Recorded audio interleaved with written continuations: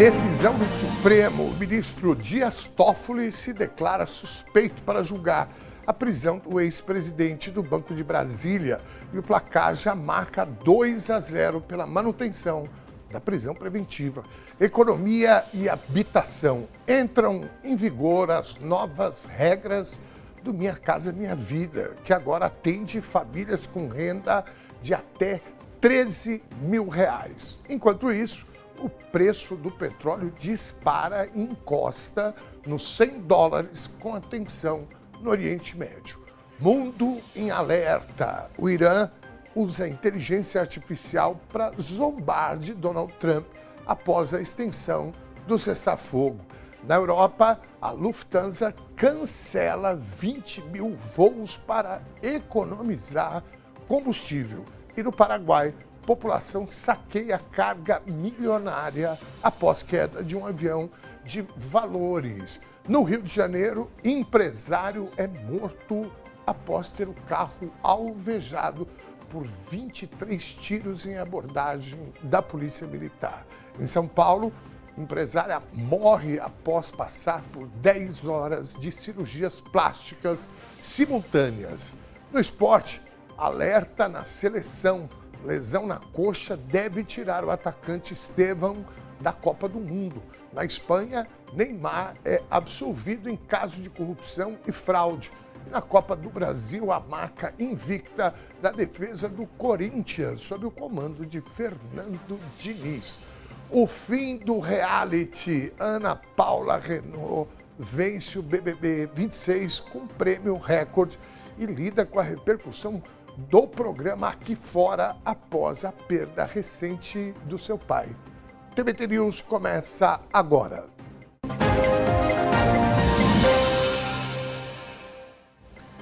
Este é o TVT News, segunda edição, ao vivo dos nossos estúdios na Avenida Paulista, de segunda a sexta, das 4 às 6 da tarde. A TV dos Trabalhadores traz uma cobertura completa, sempre da perspectiva da classe trabalhadora, ou seja, o seu interesse.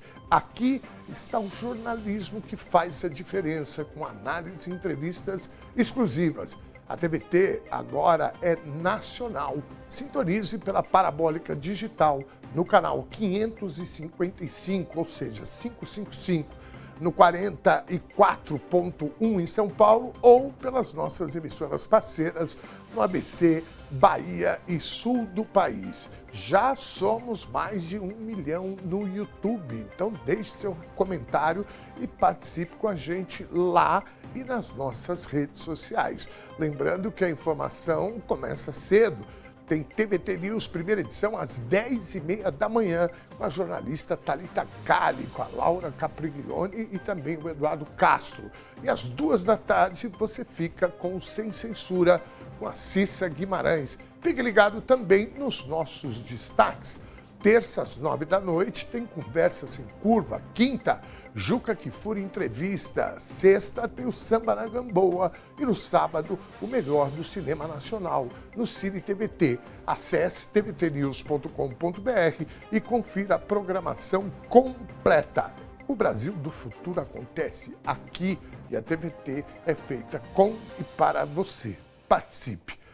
16h04. Quem controla o passado, controla o futuro. Quem controla o presente, controla o passado. A frase é de 1984, de George Orwell. Não foi escrita para um reality show, mas ajuda a entender o que ele revela. Chegou ao fim o Big Brother Brasil 2026 e, como sempre, muito além de um jogo, o programa funciona como um espelho, às vezes incômodo, do país. Com mais de 75% dos votos, Ana Paula Renault venceu. Uma vitória consagradora e difícil de ignorar. Dentro da casa, ela não se limitou ao entretenimento, confrontou o machismo, bateu de frente com discursos intolerantes e se recusou a adotar o tom agradável que tantas vezes se espera de mulheres na TV. Do lado de fora, como era de se esperar, houve incômodo. Para alguns, excesso. Para outros, finalmente alguém dizendo em voz alta o que costuma ser silenciado. Nos últimos dias, a tragédia pessoal, a morte do pai, e ainda assim ela ficou entre o luto e o julgamento público, transformou dor em exposição e exposição em apoio. No fim, venceu com folga, o que diz muito, talvez mais do que alguns gostariam de admitir. Será que o público está mais disposto a ouvir vozes que incomodam ou estamos apenas trocando os personagens de sempre por novos símbolos de uma disputa que nunca saiu de cena? Sobre o resultado do Big Brother Brasil 2026, nós queremos a sua opinião. A vitória de Ana Paula, com mais de 75% dos votos, indica que os espectadores estão, opção A, atentos às pautas sociais, priorizando quem se posiciona de maneira progressista contra o machismo e a intolerância no cotidiano. Opção B, identificação real, conectando-se com pessoas que postam suas feridas e verdades sem filtros.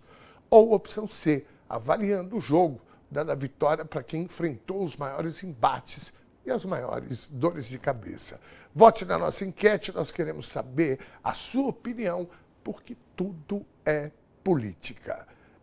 Você que está pelo YouTube já sabe, é só você ir ali na caixinha de comentários que você vai achar a nossa enquete do dia. Você que está pela TV, é só acessar esse QR Code aqui através da câmera do teu celular, que você vai parar aqui na rede, ou melhor, no YouTube e no nosso canal. Aproveita, se inscreva, faça seu comentário e vote na nossa enquete, porque daqui a pouco nós vamos exibir algumas mensagens selecionadas aqui no nosso telão.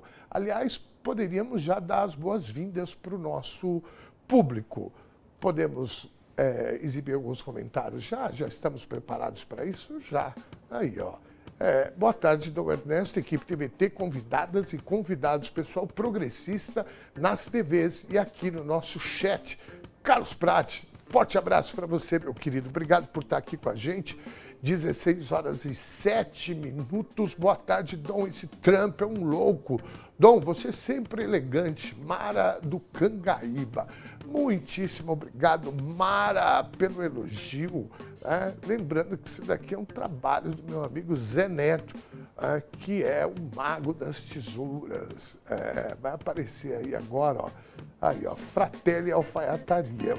Muitíssimo obrigado, Mara. Seja sempre bem-vinda ao nosso Jornal da Tarde.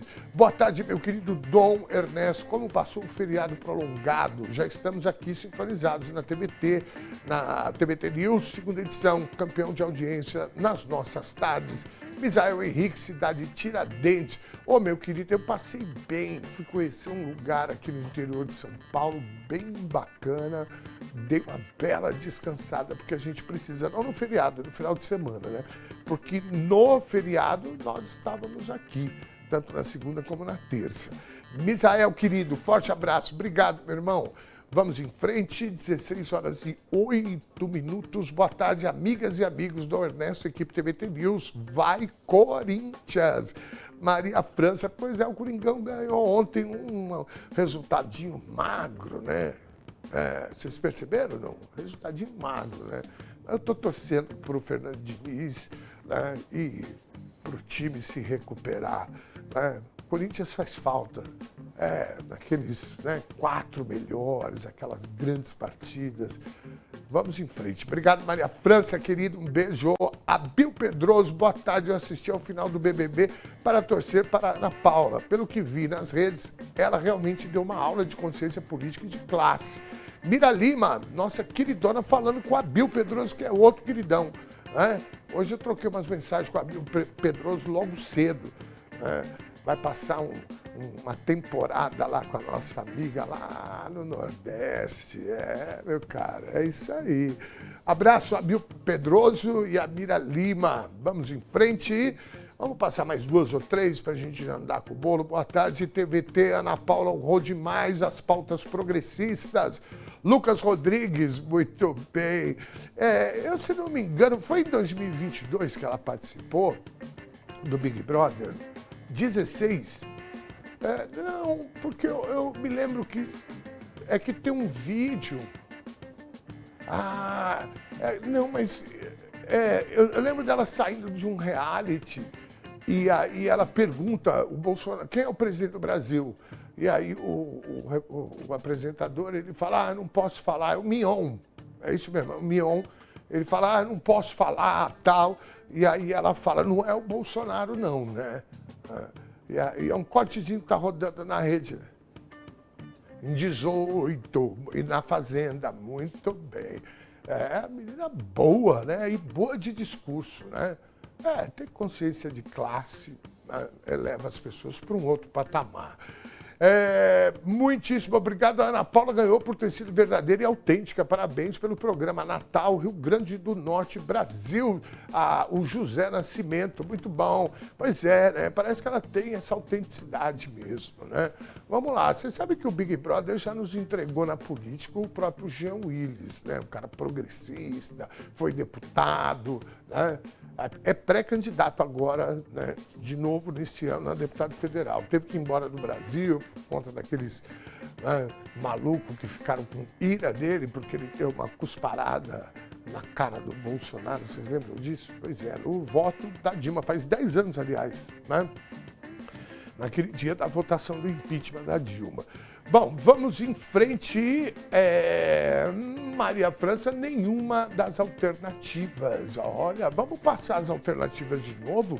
Podemos colocar aqui, se já tiver uma parcialzinha, pode colocar aí também. A vitória no BBB indica que os espectadores estão A, atentos às pautas sociais, B, com identificação real, ou C, avaliando o jogo. Depois eu quero ver mais comentários aí da nossa pesquisa, vamos exibir aí. Vão votando, que a gente realmente quer saber a opinião de vocês. Entram em vigor nessa quarta-feira as novas regras do programa Minha Casa Minha Vida. As operações de financiamento com as mudanças já começam a ser feitas pela Caixa Econômica Federal e pelo Banco do Brasil. O objetivo da atualização é favorecer principalmente a classe média e facilitar a compra da casa própria. Agora, o programa amplia o seu alcance e passa a atender famílias com renda mensal de até R$ 13 mil. Além disso, o valor máximo dos imóveis que podem ser financiados também subiu, chegando até R$ 600 mil na faixa 4. A mudança eleva os limites de renda em todas as faixas do programa. Na prática, isso significa que famílias que estavam próximas das antigas faixas de corte passam a se enquadrar em grupos com condições melhores, ganhando acesso a juros menores do que os praticados atualmente no mercado. Segundo o governo federal, pelo menos 87.500 famílias brasileiras devem ser beneficiadas diretamente com essas taxas mais baixas. Especialistas avaliam que a medida traz um alívio em meio ao cenário de juros elevados nos financiamentos comuns, já que a taxa básica de juros, a Selic, está atualmente em 14,75. Altíssimo, né? Bom, essa política pública tem endereço, que é a classe média desse país, né? Que a classe média ela é sempre beneficiada pelas políticas sociais. Na verdade, o conjunto da sociedade é beneficiado. O problema é que a classe média, infelizmente, ela pensa, né, que está mais perto de Alphaville, na zona sul do Rio, né, do que da favela. E não é verdade, né? Na verdade, eles estão muito mais próximos da favela, porque se numa virada de mesa, infelizmente acontece na vida das pessoas, as pessoas voltam para a periferia. Eu conheço um monte de gente assim, inclusive, né, no período da pandemia, né? Então, a classe média é aquela classe, né, que é beneficiada sempre por conta das políticas, majoritariamente por conta das políticas públicas, sociais, né, mas é aquela classe que fica, né, olhando com nojinho aos de baixo. Tá aí, aproveitem, e aproveitem bastante, né, essa política pública, porque ninguém sabe o dia de amanhã, né? Vocês viram o que aconteceu em 4 anos, que ótimo, temos aqui uma arte, em 4 anos, ou melhor, 6 anos, 2 do ex-presidente Temer e 4 do ex-presidente Bolsonaro, além dos juros estarem altos, nós nunca tivemos iniciativas como essa. Né? Eu não gosto nem de lembrar dessa época. Novos limites de renda dos valores de financiamento do programa habitacional. Faixa 1, teto sobe de R$ 2.850 para R$ 3.200. O valor do imóvel se mantém em até R$ 190 mil. Faixa 2, teto sobe de R$ 4.700 para R$ 5.000. O valor do imóvel se mantém entre R$ 210 mil e R$ 275. Faixa 3, teto sobe para R$ 8.600, de R$ 8.600 para R$ 9.600. O valor do imóvel sobe de 350 para 400. Classificando que a renda média do brasileiro está ali por volta dos 4 e pouco, né?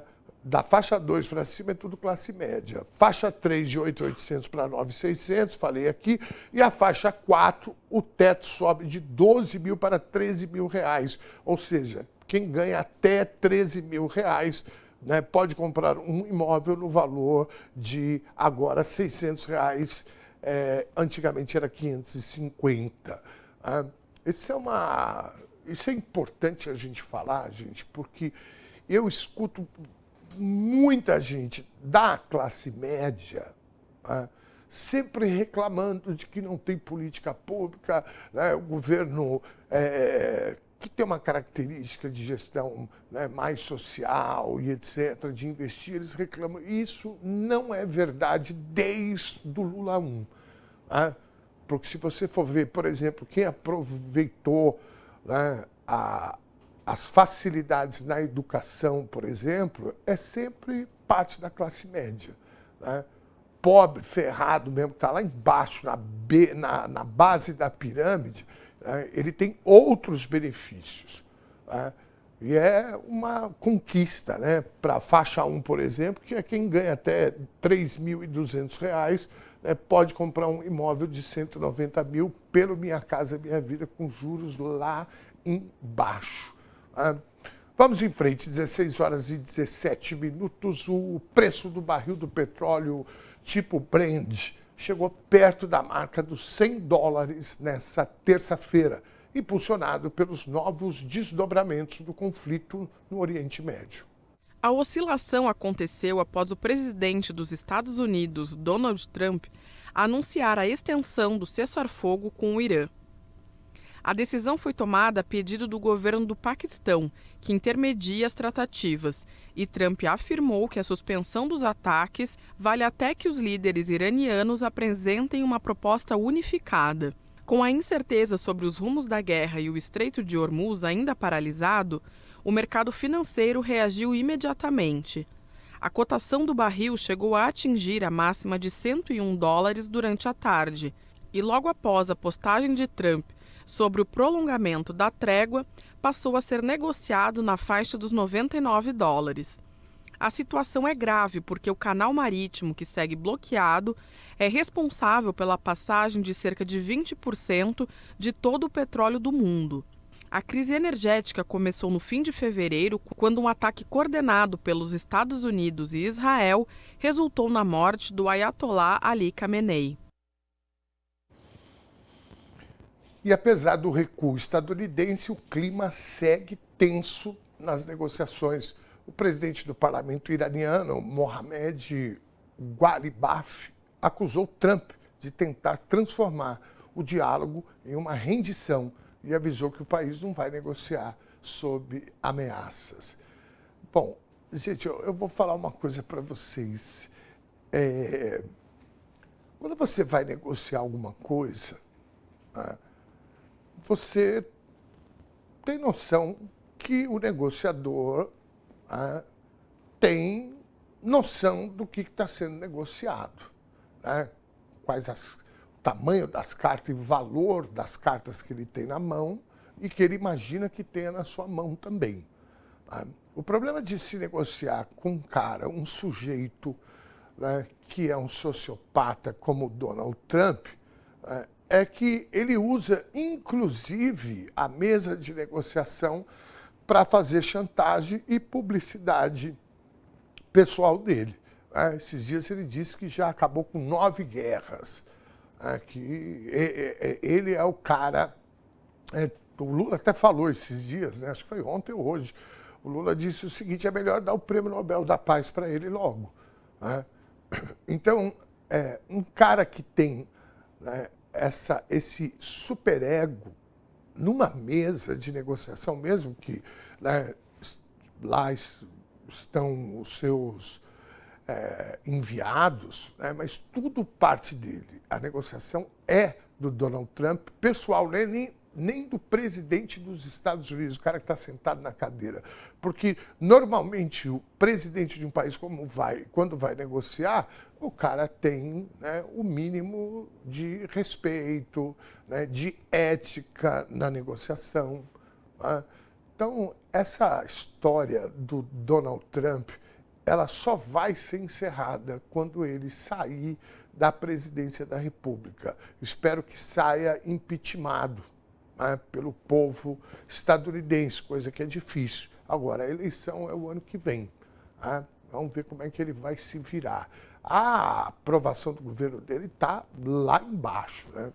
Bom, a resposta, o regime iraniano divulgou um vídeo feito com inteligência artificial zombando de Trump, logo após o anúncio da extensão do cessar-fogo entre os dois países.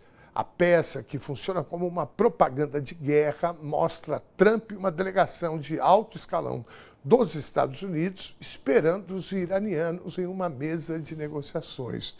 No vídeo, o presidente estadunidense faz ameaças até receber um bilhete do regime iraniano com a mensagem: Trump, cale a boca. Logo depois, ele aparece de boca aberta e anuncia a extensão da trégua. Tudo isso sob uma trilha sonora de risadas, como em uma série de comédia.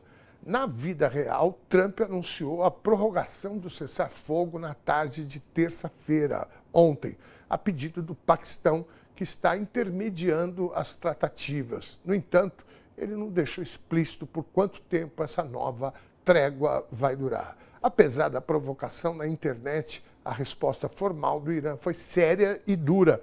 Teherã afirmou que o bloqueio naval mantido pelos Estados Unidos no Estreito de Hormuz equivale à continuidade da guerra e garantiu que só vai sentar para negociar quando os estadunidenses finalizarem o bloqueio. Gente, a história é o seguinte: Trump perdeu a guerra. Ele está tentando uma saída honrosa. Ele perdeu. Ele não vai conseguir alcançar os seus objetivos, porque isso teria um custo muito caro para o povo estadunidense. E óbvio que o Congresso não vai permitir, e isso pode comprometer o mandato dele. Eles podem impeachmentá-lo. E sem contar a aprovação do governo, porque quando fala em guerra, o povo estadunidense, ninguém quer mais isso, a não ser meia dúzia de doido, como tem aqui também. Mas o fato é esse: Trump perdeu a guerra.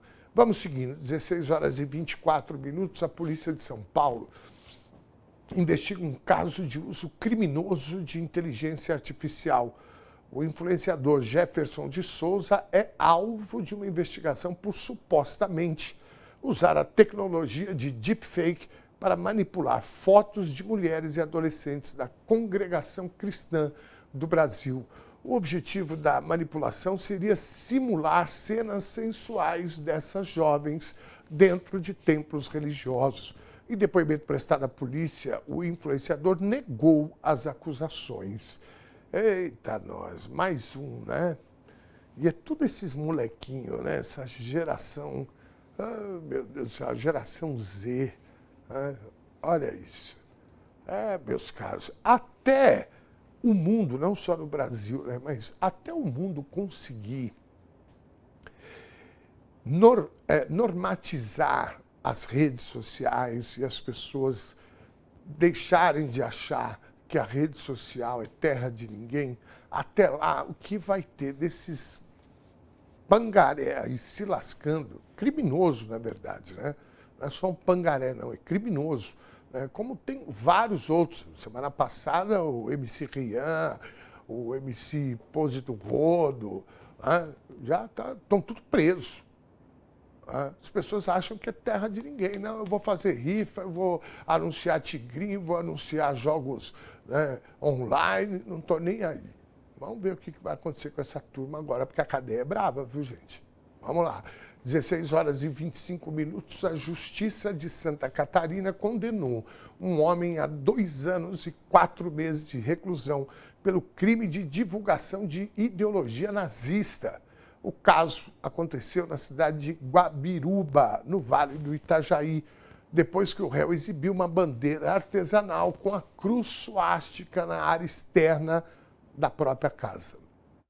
Segundo o Ministério Público, a bandeira foi colocada em maio de 2024, de forma que qualquer pessoa que passasse pela rua pudesse ver a imagem. Na sentença, o juiz destacou que uma familiar chegou a alertar o homem sobre a proibição legal dessa atitude, mas ele decidiu manter o objeto exposto e chegou a dizer que não daria nada. Para o magistrado, a fala evidenciou a consciência de que a ação era ilegal e a vontade deliberada de praticar o crime. A decisão também ressaltou que a simples exposição do símbolo já é suficiente para configurar o delito sem a necessidade de qualquer manifestação verbal preconceituosa, devido à enorme carga histórica e discriminatória que a suástica carrega. A pena em regime inicial aberto foi substituída pela prestação de serviços à comunidade e pelo pagamento de 5 salários mínimos, que serão destinados a um fundo de penas alternativas da comarca. Eu gostei do... Não vai dar nada. Não vai dar nada, meu amigo? Eu estou falando para vocês, acabei de falar aqui, ainda nessa edição do jornal, que, né, até a gente, né, conseguir, né, compreender, a gente que eu falo, né, o conjunto da sociedade, conseguir compreender, né, a gravidade de você postar crimes nas redes sociais, até lá muita gente vai acabar com a vida. Tá? Eu falo isso dos presos pela tentativa de golpe de 8 de janeiro de 23. Tem gente lá condenada a 15, 17 anos de cadeia, porque achavam que não vai dar em nada. Tá? E posso falar uma coisa para vocês? Já começou, né, eu até falei sobre isso nas redes sociais, hoje, já começou aquele período que os bolsonaristas, essa gente da extrema-direita, começa a insultar o campo progressista. Não sei se vocês já notaram, mas nas redes já está aparecendo.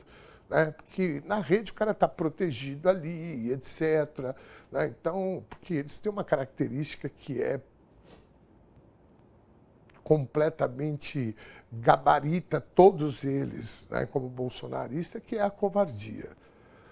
Essa gente é covarde. Então já começou, é familiar, as tias do Zap, as primas do Zap, os tios do Zap. Né, entra no inbox e faz uma postagem qualquer, né, falando, por exemplo, sobre... que a gente quer um país, que todas as pessoas tenham oportunidade, o cara vai lá e começa a te xingar, né? Mas xingar mesmo, né? Palavrões e etc. Gente que se diz teu amigo, teu parente, sei lá o quê. Né? Então já começou, se preparem, porque esse período, né, que a gente voltou, a gente vai voltar a vivê-lo. Agora, nós precisamos denunciar. Se um parente teu, uma tia tua, né, um tio, sei lá o quê, te ofende, te xinga, exponha essa pessoa. Se tiver condições, processe, porque tem injúria, difamação, ameaça. Tá? Então, eu quero dar esse recadinho para vocês, porque a gente não pode naturalizar novamente, tá, que essa gente translocada simplesmente comece de novo a cometer crime nas redes sociais. Né? E isso serve, óbvio que essa gente não ouve ninguém, mas serve para essa gente doida que está aí nas redes, né, falando bobagem, cometendo crimes. Né? Esse aí colocou a bandeira nazista, olha só isso. Né? E vieram falar com ele, gente da família dele, falou, olha, você tira isso aí que você faz. Não, isso aí não vai dar em nada, não. Né? Não vai dar em nada. O último que falou isso está preso, condenado a 27 anos e 3 meses de cadeia. Vamos embora. A defesa desse cidadão alegou ausência de intenção e fragilidade nas provas, mas os argumentos foram rejeitados e o réu ainda pode recorrer da decisão. Ok, né, que ele tenha todo o direito, né, da sua ampla defesa, não tem problema nenhum. Agora, falar em prova, até eu tenho as provas. Aliás, acabamos de mostrar para vocês a bandeira lá na casa do sujeito. Tá? O cavalo não tem prova. É igual essa gente, a minuta não serve, isso aí pode ser IA. Né? É assim que eles tratam, só que a justiça, ainda bem que essa nossa instituição brasileira, que é a justiça, o judiciário, está trabalhando e trabalhando bem para empurrar essa gente de volta para o esgoto, lugar que eles não deveriam ter saído nunca. A dignidade do trabalho passa pelo cumprimento rigoroso dos direitos conquistados, mas em São Bernardo do Campo, uma carta aberta revela um cenário de desrespeito e incerteza. Empregados da empresa LC Correia uniram-se para denunciar irregularidades que afetam diretamente a subsistência de suas famílias. Entre as reclamações estão o atraso sistemático no pagamento do Vale Alimentação e Refeição, a ausência de depósitos do Fundo de Garantia e o não pagamento da PLR. O documento endereçado ao Ministério do Trabalho e às autoridades municipais aponta ainda o desconto indevido de empréstimos consignados sem o devido repasse aos bancos, o que tem causado cobranças indevidas aos trabalhadores e trabalhadoras. A categoria exige fiscalização imediata e o amparo do sindicato Ciemaco. Caso não haja solução, os funcionários já organizam medidas mais firmes, incluindo a paralisação das atividades e ações judiciais. Olha, gente, posso dar um conselho? Esse pessoal aí está quebrando e vão deixar vocês na mão. É bom acionar logo para já, né, interditar bens, dinheiro em conta. Né? E o prefeito, a prefeitura de São Bernardo precisa, né, dar um amparo para esse pessoal. Né? Olha, vou falar uma coisa para você. Essa pauta veio do nosso querido Robson. Abraço, Robson, muitíssimo obrigado por colaborar com a gente aqui. E ainda falando sobre os direitos dos trabalhadores, a situação dos profissionais da saúde do Hospital Ernesto Dornelles, em Porto Alegre, chegou em um ponto insustentável. Além do assédio moral, os trabalhadores e trabalhadoras denunciam diversas irregularidades que levaram o sindicato da categoria a protestar na manhã dessa quarta-feira na frente do hospital. Quem tem mais informações direto da capital gaúcha é o nosso repórter Guilherme Oliveira. Boa tarde, Guilherme. Como é que está a situação aí, querido? Muito boa tarde. Boa tarde, Dom Ernesto. Olha, o nosso Chicago Boy aqui, Eduardo Leite, está arrasando com o Rio Grande do Sul, viu? A fórmula neoliberal cada dia dá mais demonstrações que não dá certo. E o Rio Grande do Sul, que era para ser a vitrine deles, né? Tá? Na verdade, assim como a Argentina está demonstrando o quanto não dá certo. Lembrando que o governo Leite recebeu bilhões do governo federal para investimentos pós-enchente, está com o pagamento da dívida suspensa e, mesmo assim, a educação está caótica e a saúde, então, nem se fala. A gente traz hoje aqui para a TVT News o exemplo do Ernesto Dornelles, que é um hospital vinculado ao IP, né? O IP é o Instituto de Previdência Estadual aqui do Rio Grande do Sul, que tem a questão da previdência e também da saúde, e é emblemático o que está acontecendo no Ernesto Dornelles, exemplifica o que está acontecendo em muitos hospitais aqui do Rio Grande do Sul, vinculados ao IP, que o Eduardo Leite prometeu que ia solucionar, né, aumentou a contribuição, diminuiu a questão dos dependentes e só piorou. Então a nossa equipe hoje, Dom, madrugou e foi para frente do hospital Ernesto Dornelles, que é um dos principais hospitais do Rio Grande do Sul, aqui na capital gaúcha, está entre os, se não for os 3, está entre os 5 principais hospitais aqui de Porto Alegre, então não é um hospital qualquer, e a nossa equipe esteve lá então para conversar com os dirigentes sindicais que realizaram o protesto e com os trabalhadores e entender o que está acontecendo do Ernesto Dornelles. Gostaria de chamar essas entrevistas. Estamos há 6 meses sem receber o FGTS, né? Os colegas saem de férias, não recebem as férias, né? Conversamos hoje com a direção do hospital, o hospital só diz que o IP não repassa, né? O governo do estado não repassa nada aqui para o hospital é do IP. Né? Então hoje a gente não sabe, os trabalhadores estão em certa insegurança. A gente não sabe se amanhã nós chegamos que o hospital vai estar fechado. Né? Já conversamos várias vezes com a direção do hospital e não tem solução. E isso hoje em dia é crônico. Há uma grande sobrecarga de trabalho também. Se tu ficar doente, tu entra num sistema de folguista, que tu não tem treinamento para trabalhar em vários setores. E aí eu te pergunto, como fica o paciente? Hoje, para trabalhar, nós temos setores específicos aqui.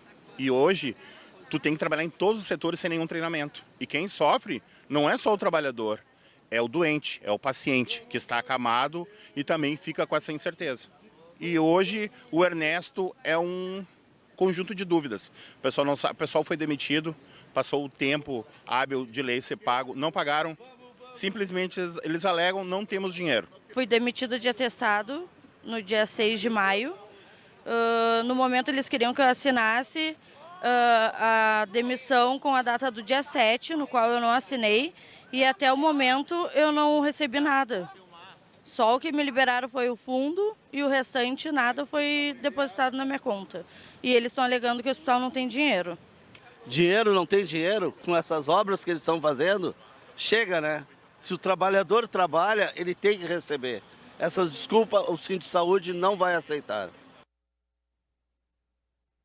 É muito chocante, né, Dom, que estamos em ano eleitoral e agora esses políticos neoliberais, né, como o Eduardo Leite, que caiu do cavalo, né? O Kassab escolheu o Caiado e não ele, queria ser presidente, não vai ser, provavelmente vai vir ao Senado, dizendo que fez um excelente trabalho, que vai lutar pela saúde, pela educação, e o que a gente vê na prática é isso, né? Trabalhadores sem receber direitos básicos, FGTS, não recebendo férias, são demitidos com atestado e não recebem os seus direitos. Essa trabalhadora hoje que eu entrevistei, essa enfermeira, está desesperada atrás dos seus direitos e não tem retorno nenhum. O governo do estado desaparece, não tem interlocução também. Então é uma situação bem complicada que está acontecendo no Ernesto.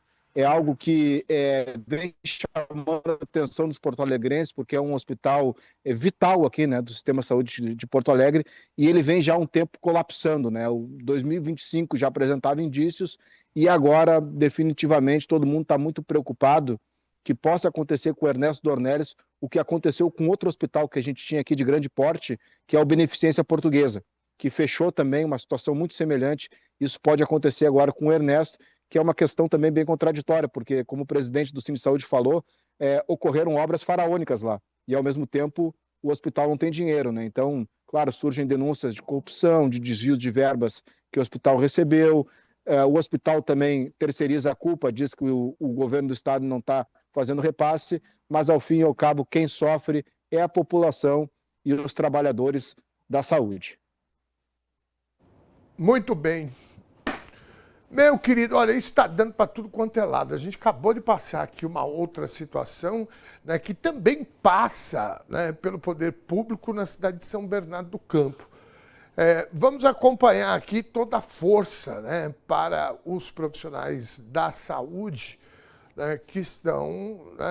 você imagina isso, né, você não receber o teu salário, você não receber, né, atrasar, como no caso do pessoal de São Bernardo, o seu vale-refeição, né? Então, uma completa falta de respeito, né, com a população, sobretudo, né, com os colaboradores. Meu querido Guilherme, abraço para você, obrigado mais uma, meu irmão, te aguardo essa semana aqui ainda, tá bom? Valeu, Dom, tamo junto. Abraço, querido. Bom, direto para Porto Alegre, aqui para a Avenida Paulista, onde ficam os estúdios da TVT. Né? Vamos para o nosso intervalo, porque quando a gente voltar rapidinho, a gente vai passar mais comentários aqui no nosso telão. Bora lá?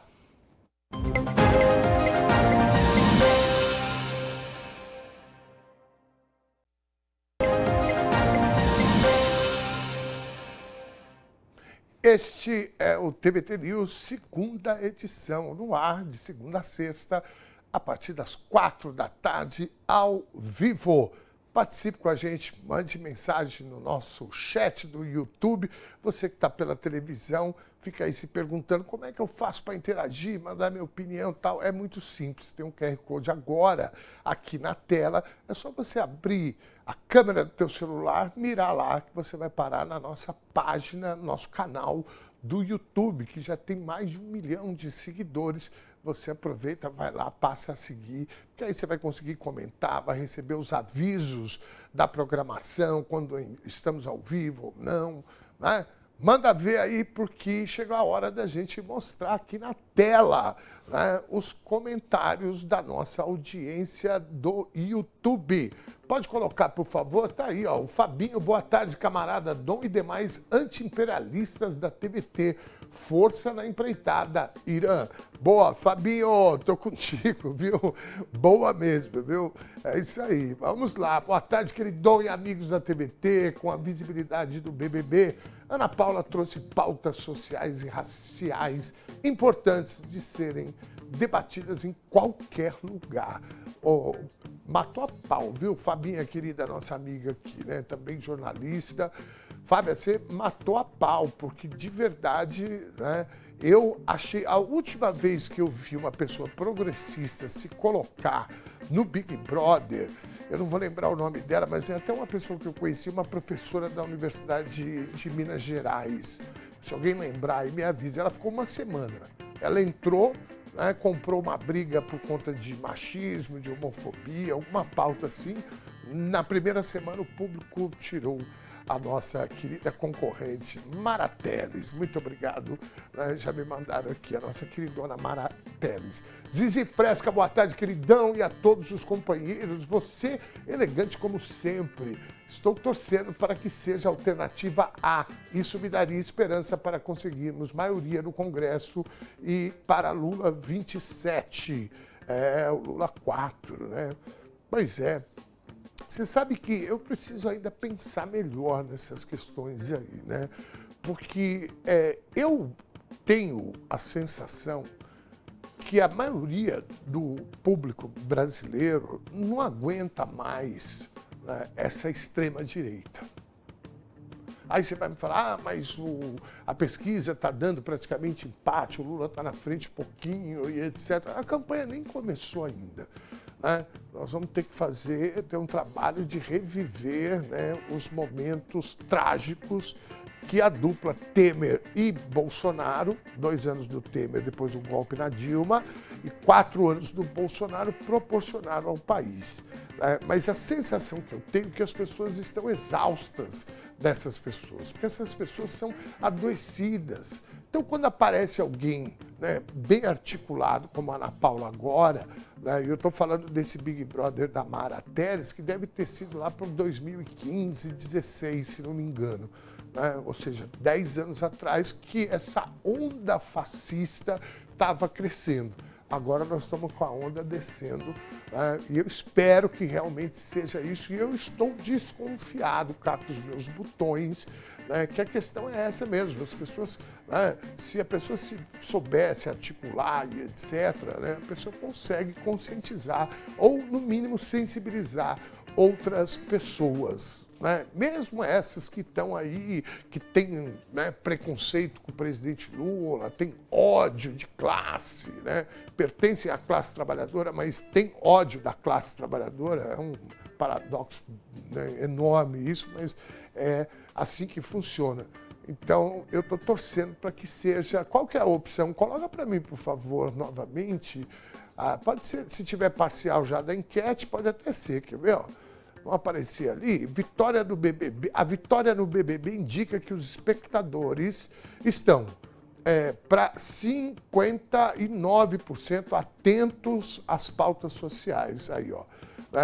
A nossa audiência está votando aí. 20% com identificação real e 21% avaliando o jogo. Avaliando o jogo seria isso, né? A jogadora, tal, ela foi boa, tal, etc. Eu acho que deve ter um pessoal que pensa, né, e assiste o Big Brother dessa forma. Mas eu acho que a grande maioria é aquela, né, que quer ouvir o que a pessoa tem para dizer, como é que ela se comporta. E eu tenho essa impressão e torço para que seja dessa forma. Se você não votou na nossa enquete, vote, porque ainda dá tempo. Até o final do programa, do jornal, perdão, nós estaremos aqui e você pode ir votando no YouTube. Já falei aqui, o pessoal da TV que está nos assistindo, é muito simples. Você digita lá no YouTube TVT, Rede TVT, que vai aparecer lá o nosso canal com mais de 1 milhão de inscritos. Vamos seguindo aqui, o Everton Silva, o BBB nos entregou o Jean Willis, porém também deu notoriedade a Adriles Jorge, um dos mais execráveis que já vi. Boa, Everton, muito bem lembrado, né? Pois é, vamos ver agora como é que vai se dar essas questões. Eu estou botando muita fé na Ana Paula, viu? A Ana Paula vencedora. Estou botando muita fé que essa mulher, porque a ideia do Big Brother é isso, criar uma celebridade, né? E é raro você conseguir, né, criar uma celebridade e ela manter a coerência. Eu espero muito que a Ana Paula consiga, como foi o caso do Jean Willis, né? Vamos lá, Andréa Alves, Ana Paula é esquerda, pena que tem contrato com a Globo agora, mas tem perfil de jornalismo progressista. Muito bem, Andréa, mas ela vai fazer um barulho por aí, viu? Ela vai fazer um barulho por aí. Obrigado, Andréa, querida, beijo pra você. Vamos em frente, mais um ou dois, Zizi Fresca, boa tarde, querida, elegante como sempre, torcendo para que sejam atentos para as pautas sociais. Boa, Zizi, querida.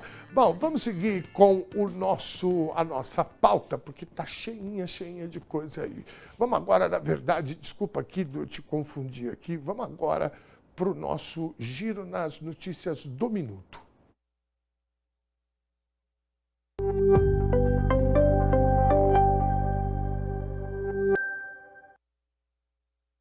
O presidente da Câmara Federal, Hugo Mota, decidiu agora há pouco adiar a votação do projeto que institui a política nacional de minerais críticos e estratégicos. A decisão atende a um novo pedido do governo federal, que busca mais tempo para negociar alterações no relatório elaborado pelo deputado Arnaldo Jardim.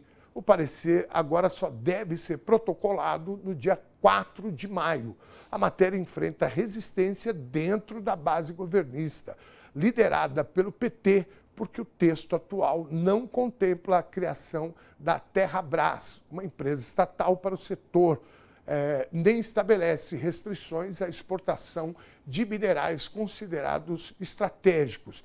Diante do impasse, o Planalto articula uma reunião interministerial para essa quinta-feira, envolvendo a Casa Civil e o Ministério de Minas e Energia. O objetivo é alinhar uma posição comum e discutir a criação de uma governança mais centralizada, possivelmente através de um conselho vinculado à Presidência da República. O setor é considerado fundamental para a transição energética e a soberania nacional. Muito bem, nós vamos ter que ficar muito atento com isso aí, que o pré-sal, os caras entregaram tudo para os gringos, né? Ainda na notícia do minuto, está acontecendo nesse momento na Câmara dos Deputados o debate sobre o fim da escala 6x1. E temos novidades. Parlamentares da oposição, contrários ao texto, decidiram votar a favor da admissibilidade da PEC na Comissão de Constituição e Justiça. A intenção agora é concentrar os esforços na comissão especial, onde será discutido o mérito da proposta e o período de transição para as empresas. Deputados da oposição reconhecem que o governo federal possui os votos necessários e buscam agora alternativas para minimizar os impactos financeiros, como a desoneração ampla da folha de pagamento e a redução da carga tributária para o setor produtivo. A maior preocupação reside na fixação de um teto de horas trabalhadas diretamente na Constituição.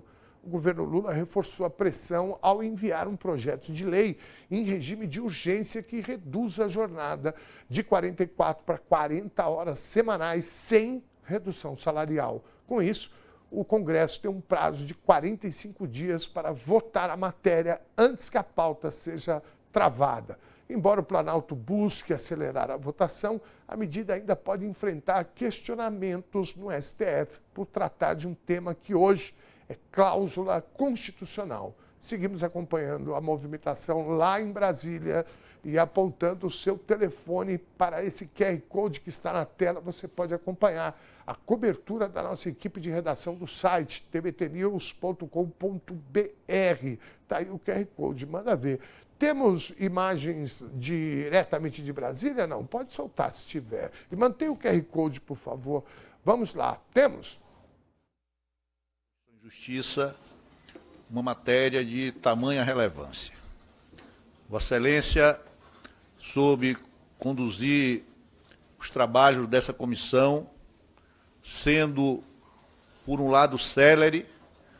Essa comissão está deliberando a matéria em pouco mais de apenas 45 dias.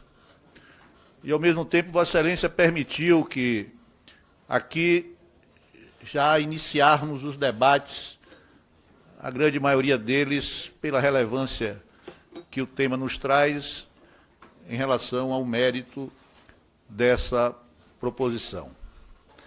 E esse aprofundamento, o início do debate aqui na Comissão de Constituição e Justiça, nos trouxe algumas evidências e algumas constatações. A principal delas, e aí está uma verdade absoluta, incontestável, é a de que hoje, no Brasil, quem mais trabalha efetivamente é quem ganha menos. E, especialmente, mulheres com seus afazeres domésticos, jovens que precisariam de tempo para concluir os seus estudos e até a sua capacitação ao mercado do trabalho, são, sem dúvida alguma, aqueles que mais hoje são penalizados pela jornada e pela escala hoje prevista no nosso texto constitucional. Bom, essa é uma das discussões mais importantes para a classe trabalhadora de muitos e muitos anos. Vai ter um momento da história lá na frente que nós vamos lembrar. Falar, gente, vocês acreditam que tinha gente que trabalhava com um dia só de folga na semana? Como aconteceu várias vezes, né, na história. As pessoas falaram, gente, teve uma época que a gente não tinha férias, não tinha o 13º salário. Vai ser mais ou menos isso, a gente vai olhar, porque a gente normalizou tanto a escala 6x1 por necessidade da população. Né? Eu falei aqui outro dia, eu trabalhei na escala 6x1 durante muito tempo no comércio. Né? E você se acostuma com aquilo. E pior, né? Às vezes a gente abria até no domingo a loja que eu trabalhava, várias lojas que eu trabalhei, a gente trabalhava até no domingo. E eu gostava de ir no domingo porque aí eram poucos vendedores e eu podia vender mais e ganhar mais. Né? Olha só que loucura, não tinha registro, não tinha nada. Você era praticamente um estranho para a empresa. Então, essa discussão é muito importante. Nós precisamos estar atentos que se a gente tiver que se mobilizar nas ruas novamente, né, nós precisamos estar articulados. Vamos lá, o ministro do Supremo, Dias Toffoli, declarou suspeição para julgar o referendo sobre a prisão do ex-presidente do Banco de Brasília, Paulo Henrique Costa. O julgamento começou na manhã dessa quarta-feira no plenário virtual da Corte e o placar já marca 2-0. Precisa só confirmar se já não mudou, né? Pela manutenção da prisão. O ministro Luiz Fux acompanhou o voto do relator do caso, o André Mendonça. Segundo Toffoli, a decisão de se afastar do julgamento ocorre por questões de foro íntimo e se estende a todos os processos atuais e futuros ligados ao inquérito do chamado caso Master. Em seu voto, o relator André Mendonça afirmou que medidas cautelares são insuficientes nesse caso. O ministro ressaltou o alto grau de articulação dos investigados, a complexidade do esquema e a continuidade dos atos de lavagem de dinheiro. Além do ex-presidente do BRB, Mendonça também votou para manter a prisão preventiva do advogado Daniel Monteiro, que atuava nas negociações com o Banco da Capital Federal. Lembrando que o BRB é um banco público. Todo o prejuízo é do povo brasileiro. Eu, você, todo mundo. Né? Porque às vezes você fala banco, é um problema lá com eles lá. Não é não.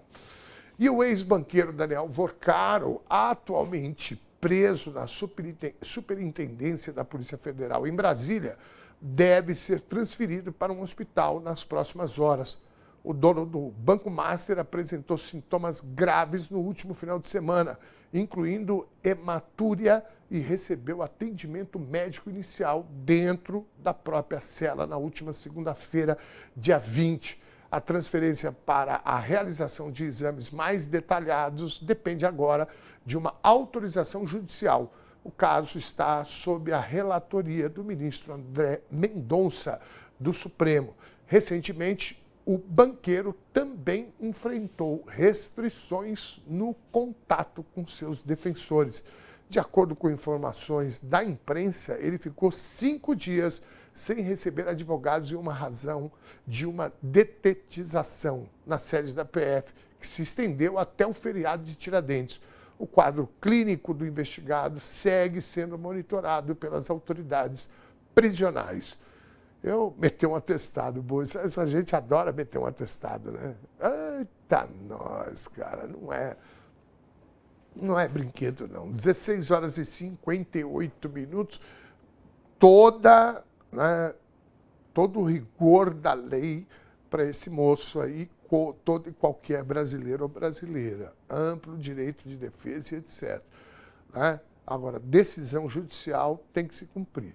Né? Se mandaram ficar preso, tem que ficar preso. Não adianta ficar, eu estou com tontura, né, Batata? Eu estou com piriri, preciso ir para o hospital, estou com soluço, o ar-condicionado está fazendo muito barulho. Essa gente vai ter que aprender a conviver com a cadeia, tá? E voltando a falar sobre as consequências da guerra, o grupo de companhias aéreas Lufthansa vai cancelar 20 mil voos de curta distância até outubro para economizar combustível. A medida ocorre em meio à escassez e à alta dos preços do querosene de aviação, que dobraram de valor desde o início da guerra no Irã. Segundo a companhia, os cancelamentos representam uma redução de 1% na capacidade de passageiros para as férias de verão no hemisfério norte. O objetivo é poupar cerca de 40 mil toneladas de combustível.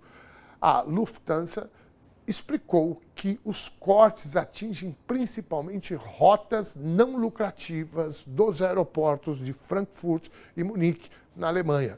A maior parte dos voos afetados é da subsidiária regional Cityline, que já teve a retirada de 27 aeronaves, antecipada devido à guerra e a disputas trabalhistas. Além dos cancelamentos, 10 rotas serão redirecionadas para outros aeroportos. Apesar dos cortes, a empresa garantiu que o fornecimento de combustível está assegurado para as próximas semanas e que a rede global vai continuar acessível aos passageiros. Efeitos da guerra, né? Você sabe que isso é uma arma do Irã, né? Porque o Irã sabe que no mundo ocidental o órgão mais sensível para muita gente é o bolso. Então, assim que começar a apertar o bolso desses poderosos aí, que são donos dessas empresas de aviação, donos de banco, né, da indústria, etc. Aliás, o Trump não põe mais lenha na fogueira porque ele está com medo disso. Tá? Vamos lá, 17 horas e 1 minuto, eu dizia, quando o Trump foi eleito novamente presidente dos Estados Unidos, que ele ia botar fogo no mundo. Um acidente aéreo no Paraguai terminou em tragédia e em um grande caso de polícia. O avião de pequeno porte caiu na cidade de Mingaguaçu, próximo à cidade do leste. E a parte da carga milionária que ele transportava foi saqueada por moradores da região. A queda do bimotor aconteceu no sábado e deixou 3 pessoas feridas e uma morta. O próprio piloto da aeronave, que não resistiu aos ferimentos. O voo havia sido fretado pela empresa de valores Prosegur e carregava 5 milhões de dólares e 15 milhões de reais em espécie. Segundo as autoridades, houve um intervalo de 15 minutos entre a queda e a chegada de uma intervenção organizada. Nesse meio tempo, várias pessoas se aproximaram do local e começaram a pegar as notas, colocando dinheiro nos bolsos e até enchendo sacolas. A estimativa da polícia é de que pelo menos 1,5 milhão de dólares tenha desaparecido. Ulala, hein? Eu sou tô tão com falta de sorte, se cair um avião desse vai ter só nota de R$2, ô Batata. Agora, olha isso aí, bicho. Com todo respeito às vítimas aqui, evidentemente, mas né, tem uma certa ironia nisso. Né? O cara contrata, né, para carregar milhões, né? Pô, 1,5 milhão de dólares, cara, né? Mais acho que 15 milhões de reais, né? Você é doido, cara. Bom, o chefe do comando tripartite que investiga o caso afirma que é difícil saber exatamente o quanto foi levado e o quanto acabou destruído no incêndio que atingiu o avião logo após a queda. Ainda assim, os investigadores já obtiveram informações para reconstruir os fatos e tentar identificar os suspeitos que levaram a maior parte do dinheiro. Essa daí é demais, né? Oh, meu Deus do céu!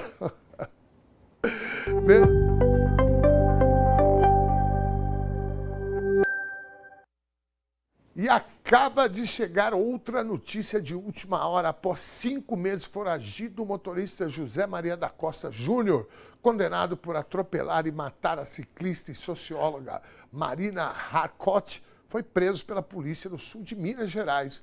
A prisão foi confirmada nesta quarta-feira, dia 22, pela defesa do empresário. José Maria era procurado desde o ano passado, quando a Justiça de São Paulo determinou o cumprimento de pena de 13 anos em regime fechado. O crime ocorreu em 2020 na capital paulista e causou grande comoção nacional. De acordo com as primeiras informações, o condenado foi localizado na cidade de Bueno Brandão. O empresário deve passar por uma audiência de custódia ainda hoje na região de Pouso Alegre. O procedimento é padrão para verificar as condições da prisão antes de sua transferência para o sistema penitenciário de São Paulo. Ainda não há detalhes sobre as circunstâncias da captura ou quando vai ocorrer o recâmbio para o território paulista. Bom, aí, né? Mais um, né, fugitivo, matou uma ciclista. Né? Aí, agora, ó, tem 13 anos de cadeia para tu puxar, meu irmão. Segura essa onda aí, que essa onda é tua. E a relação diplomática entre Brasil e os Estados Unidos atravessa um momento de tensão no campo da segurança internacional.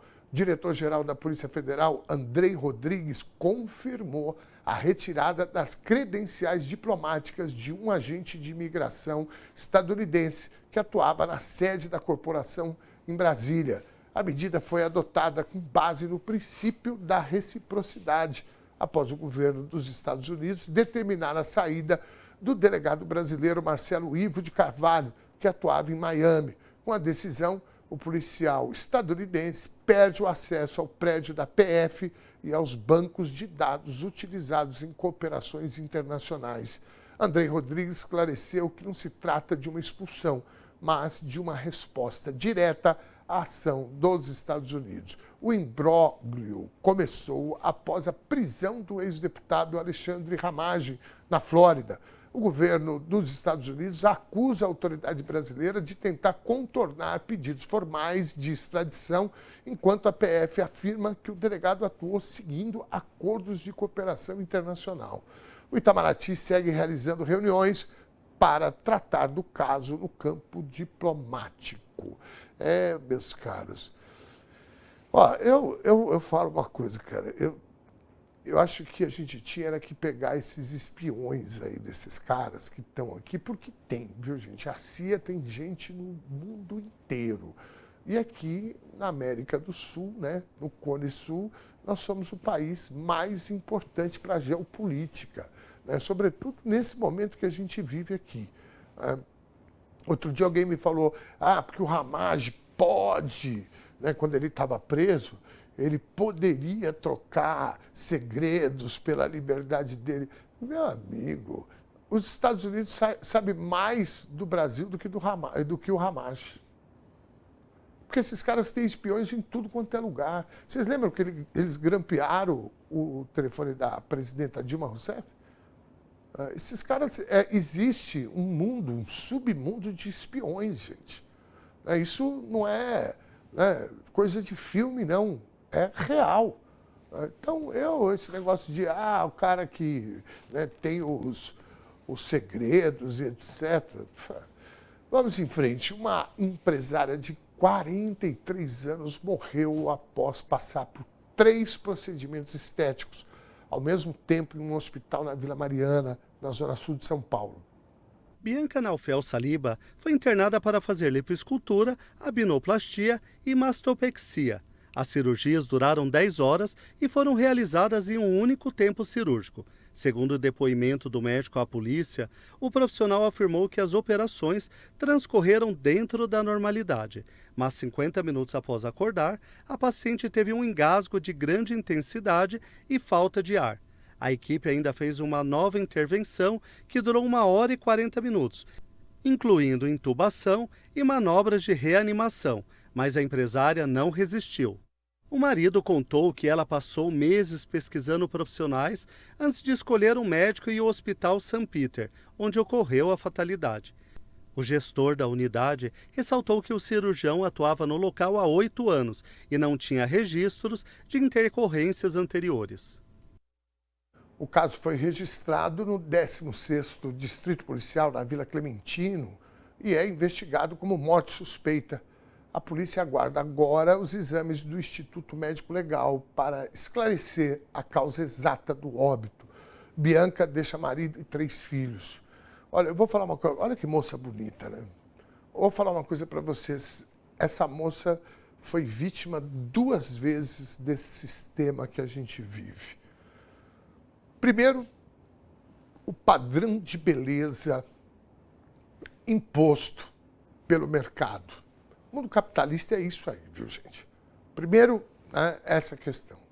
E segundo, a irresponsabilidade dessa equipe médica de promover 3 cirurgias plásticas ao mesmo tempo. Não, aí, de novo, capitalismo. Por que os caras fazem isso? Porque ele vai ter um custo para fazer uma, um custo para fazer outra e um custo para fazer outra. A equipe, anestesista e etc., enfermeiro, né, leito. Aí o cara fala, não, vamos resolver tudo agora, na primeira.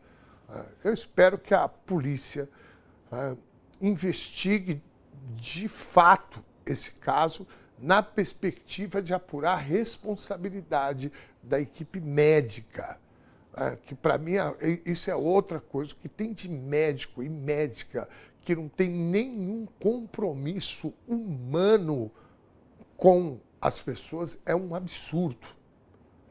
Tem cara que só vê dinheiro, dinheiro, dinheiro, dinheiro. É um horror, cara. Vamos em frente, 17h11. Daqui a pouco nós temos Bem-vindo Siqueira ao vivo, nosso colunista às quartas-feiras. Bom, o Big Brother Brasil 26 chegou ao fim com uma noite histórica e quebra de recordes. A participante Ana Paula confirmou o favoritismo, conquistou a preferência do público e se consagrou a grande campeã dessa edição, como já falamos na nossa enquete. Além do título, A vencedora vai levar para casa uma bolada inédita, graças às dinâmicas de acúmulo ao longo da temporada. Ana Paula faturou o maior prêmio já pago em toda a história do reality show no Brasil. Além do prêmio principal, no valor de R$ 5.700.000, Ana Paula sai do reality show com um apartamento avaliado em R$ 270 mil, um carro zero no valor de R$ 200 mil e mais 50 mil em dinheiro, ultrapassando R$ 6 milhões. A trajetória da campeã foi marcada por posicionamentos fortes que dividiram a casa, mas que garantiram uma legião de fãs aqui fora. Eu queria só confirmar esses valores que essa moça ganhou, né? Porque eu até topo o Big Brother 27, hein? Hein, Tutu? Você iria? Você iria? Pô, eu ia votar em você sempre, para ficar, claro, né?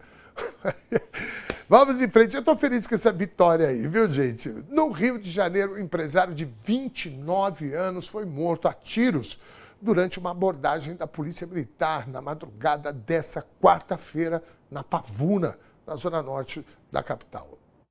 A vítima é Daniel Patrício Santos de Oliveira. Ele tinha uma loja de produtos eletrônicos e voltava de um pagode com 3 amigos em uma picape quando o veículo foi atingido pelos disparos. Segundo a irmã do empresário, foram 23 tiros disparados contra o carro que não tinha nenhuma arma dentro.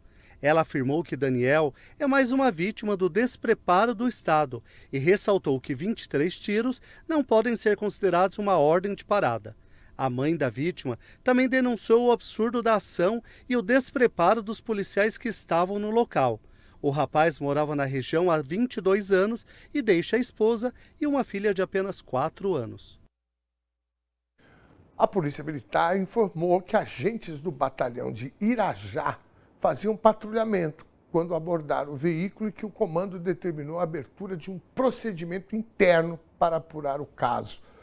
A Delegacia de Homicídios da capital está responsável pelas investigações para esclarecer o que motivou a abordagem que terminou em morte. Olha, eu vou falar uma coisa para você. Do Rio de Janeiro eu não espero mais nada, né? De seriedade das autoridades daquele estado. Eu já falei aqui várias vezes, é muito triste, né? O estado que tem, né, a capital mais famosa no mundo, que é um patrimônio da humanidade, não é nem dos cariocas, dos brasileiros, do mundo. Que lugar, um dos lugares mais lindos. Os caras conseguiram destruir com a cidade do Rio de Janeiro. Está sem governador o estado.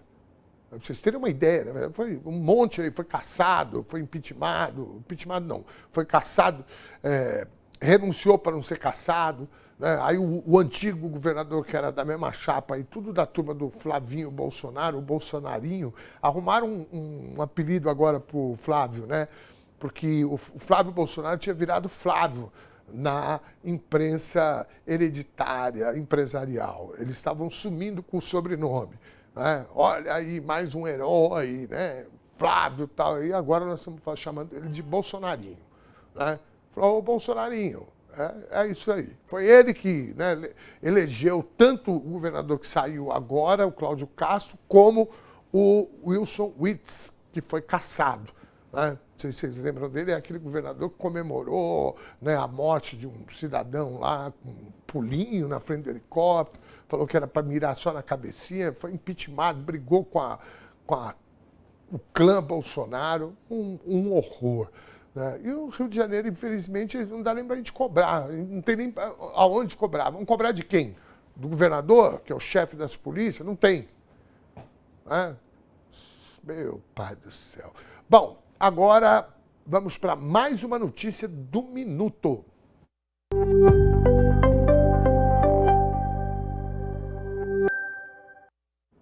E a Comissão de Constituição e Justiça da Câmara dos Deputados acaba de aprovar a admissibilidade da PEC que trata do fim da escala de trabalho 6x1.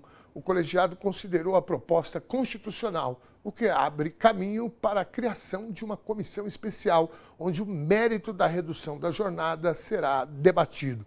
O relator Paulo Aze, que você assistiu agora há pouco aqui na TVT, defendeu a adoção de uma fase de transição e a discussão de compensações ao setor produtivo.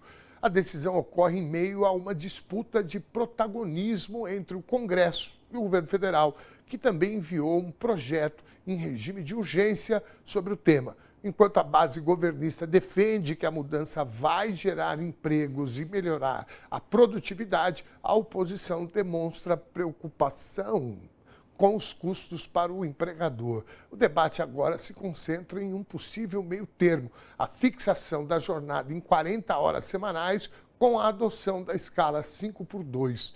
O presidente da Câmara, Hugo Mota, sinaliza que pretende acelerar o andamento do texto para manter o protagonismo do legislativo nessa pauta de alto apelo popular. Nós temos aqui o QR Code dessa matéria. Temos mesmo? Não, temos. Olha aí que beleza. Essa equipe trabalhando ligeiramente aí, ó. Tá aqui.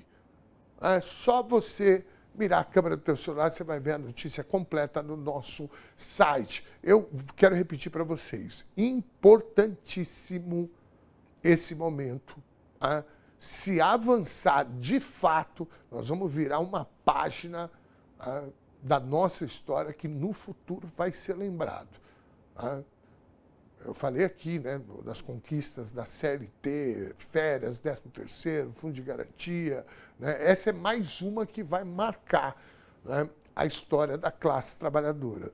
Vamos em frente. Imaginar uma escola sem professores é algo praticamente impossível, mas além dos docentes, para uma instituição de ensino ter uma rotina básica, é preciso diversos trabalhadores, como merendeiras, inspetores, porteiros, agentes administrativos, técnicos e outros profissionais. Lá no Rio de Janeiro, funcionários de apoio à educação pública pressionam o poder público pelo piso salarial nacional e buscam apoio político pelo reconhecimento da categoria. Quem traz mais informações direto do Rio é o nosso repórter Jader Teófilo. Boa tarde, Jader, querido. Conta pra gente aí, traz as informações diretamente do Rio de Janeiro. Manda ver. Oi, Ernesto. Boa tarde para você, boa tarde para quem nos acompanha. Essa é a situação desses profissionais, né, de apoio, que na verdade de apoio não tem nada, e por isso estão preferindo chamar de agentes administrativos, porque não são de apoio, são funcionários essenciais para o funcionamento de uma escola, né? Como você disse, merendeiros, inspetores, técnicos, profissões que são realmente importantes para o dia a dia dos alunos no colégio, para o dia a dia também dos professores, embora não estejam dentro da sala de aula, mas são pessoas que garantem essa normalidade, esse cotidiano nos colégios aqui no Rio e em todo o Brasil. E a luta é justamente essa: garantir o pagamento do piso salarial. Mas aqui no Rio de Janeiro, essa luta ganha camadas ainda mais profundas porque precisa do reconhecimento da categoria.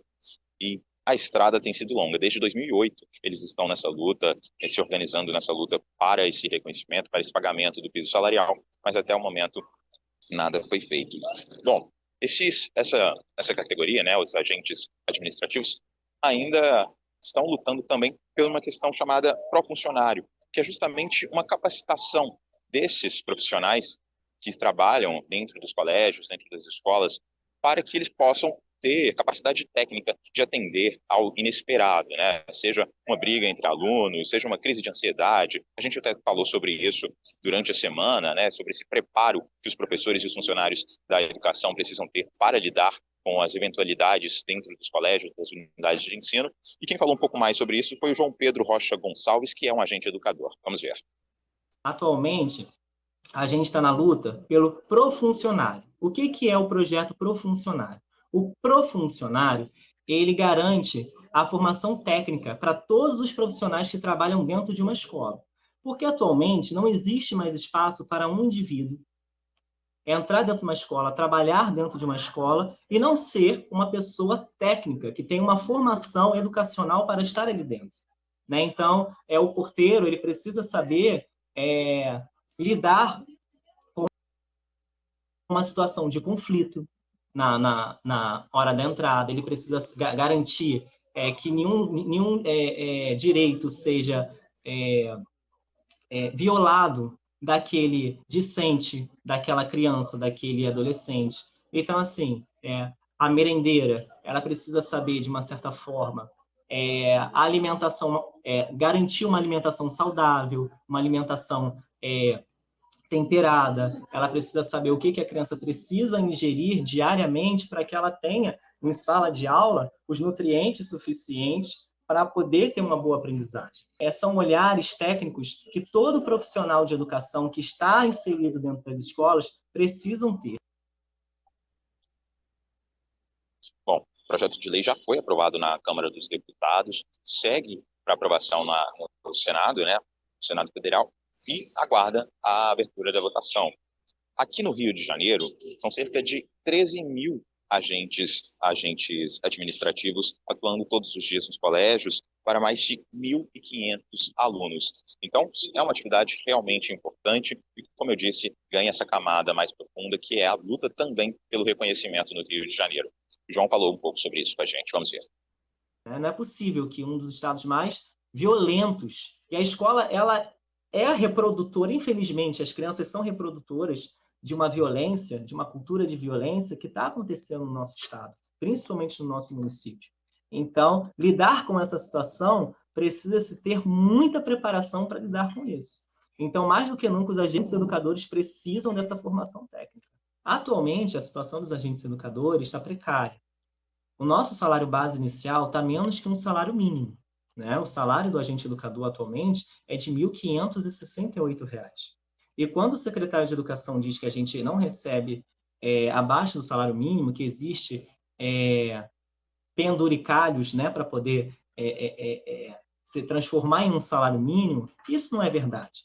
Porque quando se houve o concurso em 2019, o nosso salário inicial era 35% a mais que o salário mínimo e mais 15% dos encargos e salários, que é uma gratificação que a gente ganha através da avaliação das direções escolares, quando dão, né, uma boa avaliação para a gente ganha essa gratificação de 15%. E isso existe desde 1998, com o decreto 17.042. Só fazer uma correção, Ernesto, eu falei 1.500 alunos. São mais de 650 mil alunos em mais de 1.500 colégios aqui do Rio de Janeiro. Eu volto com você. Muito bem. Mais uma. Um abraço, querido. Até a semana que vem. Abraço, Ernesto. Até mais. Vamos para o nosso intervalo rapidinho. Pai Bola, nós estamos de volta já já.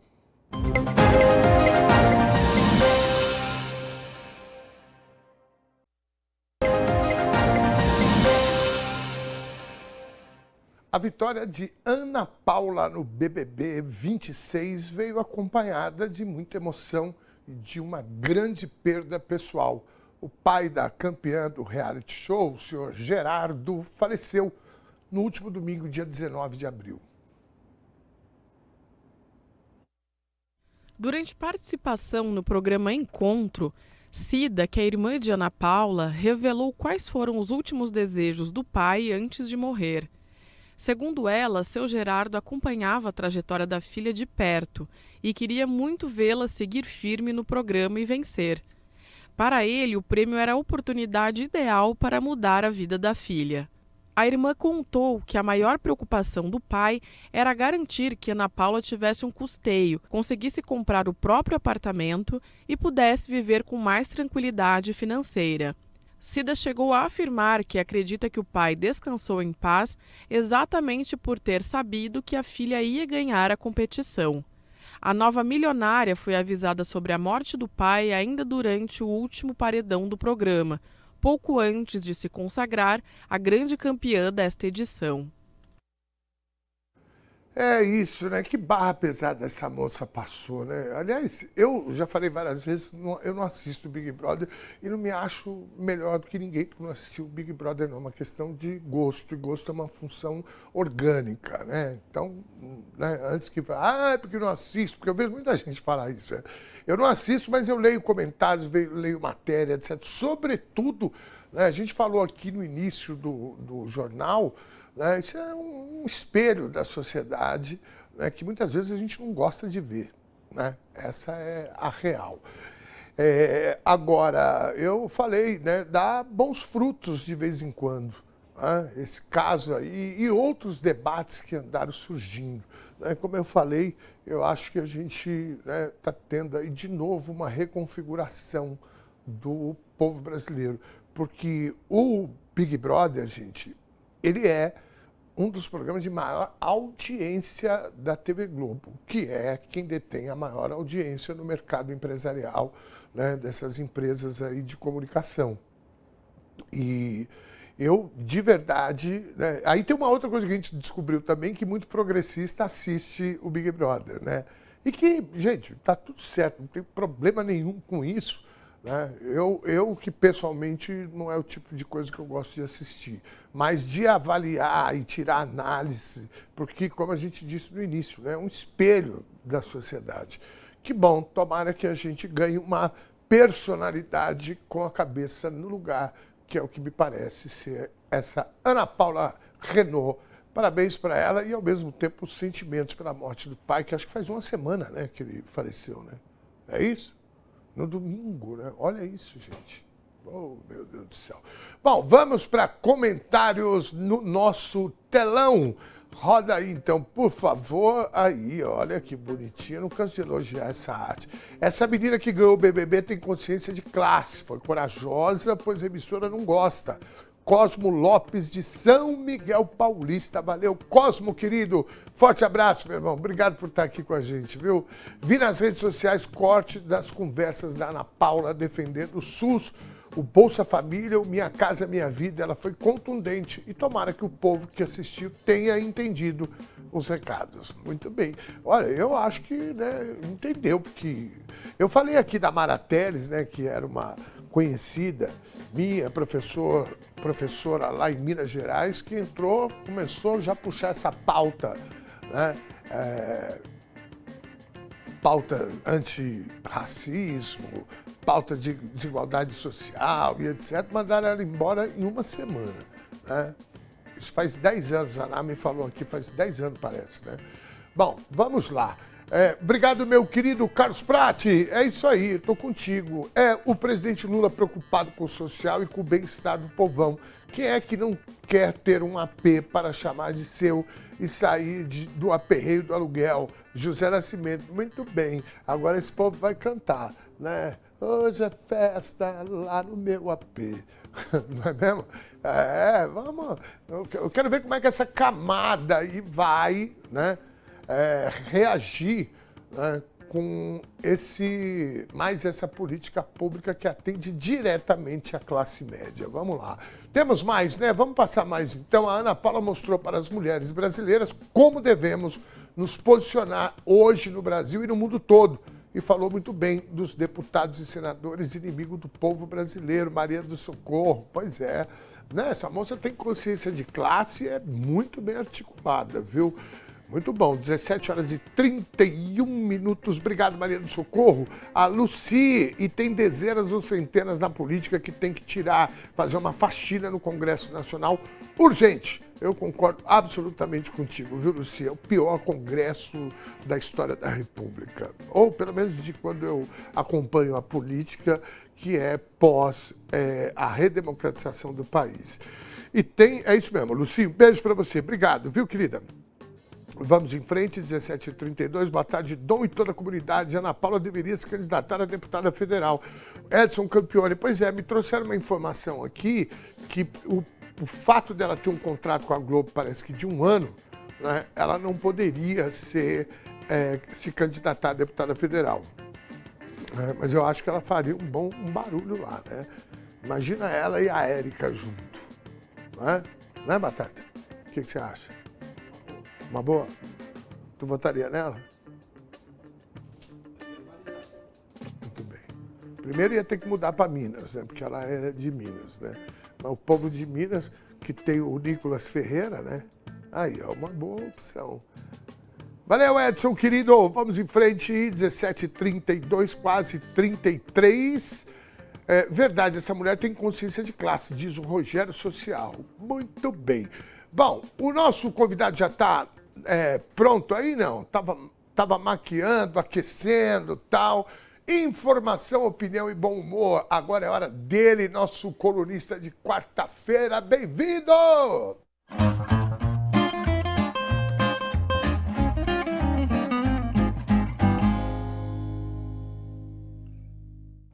Querido, hoje a vinheta entrou na hora H. Que camisa bonita. Com direito à vinheta.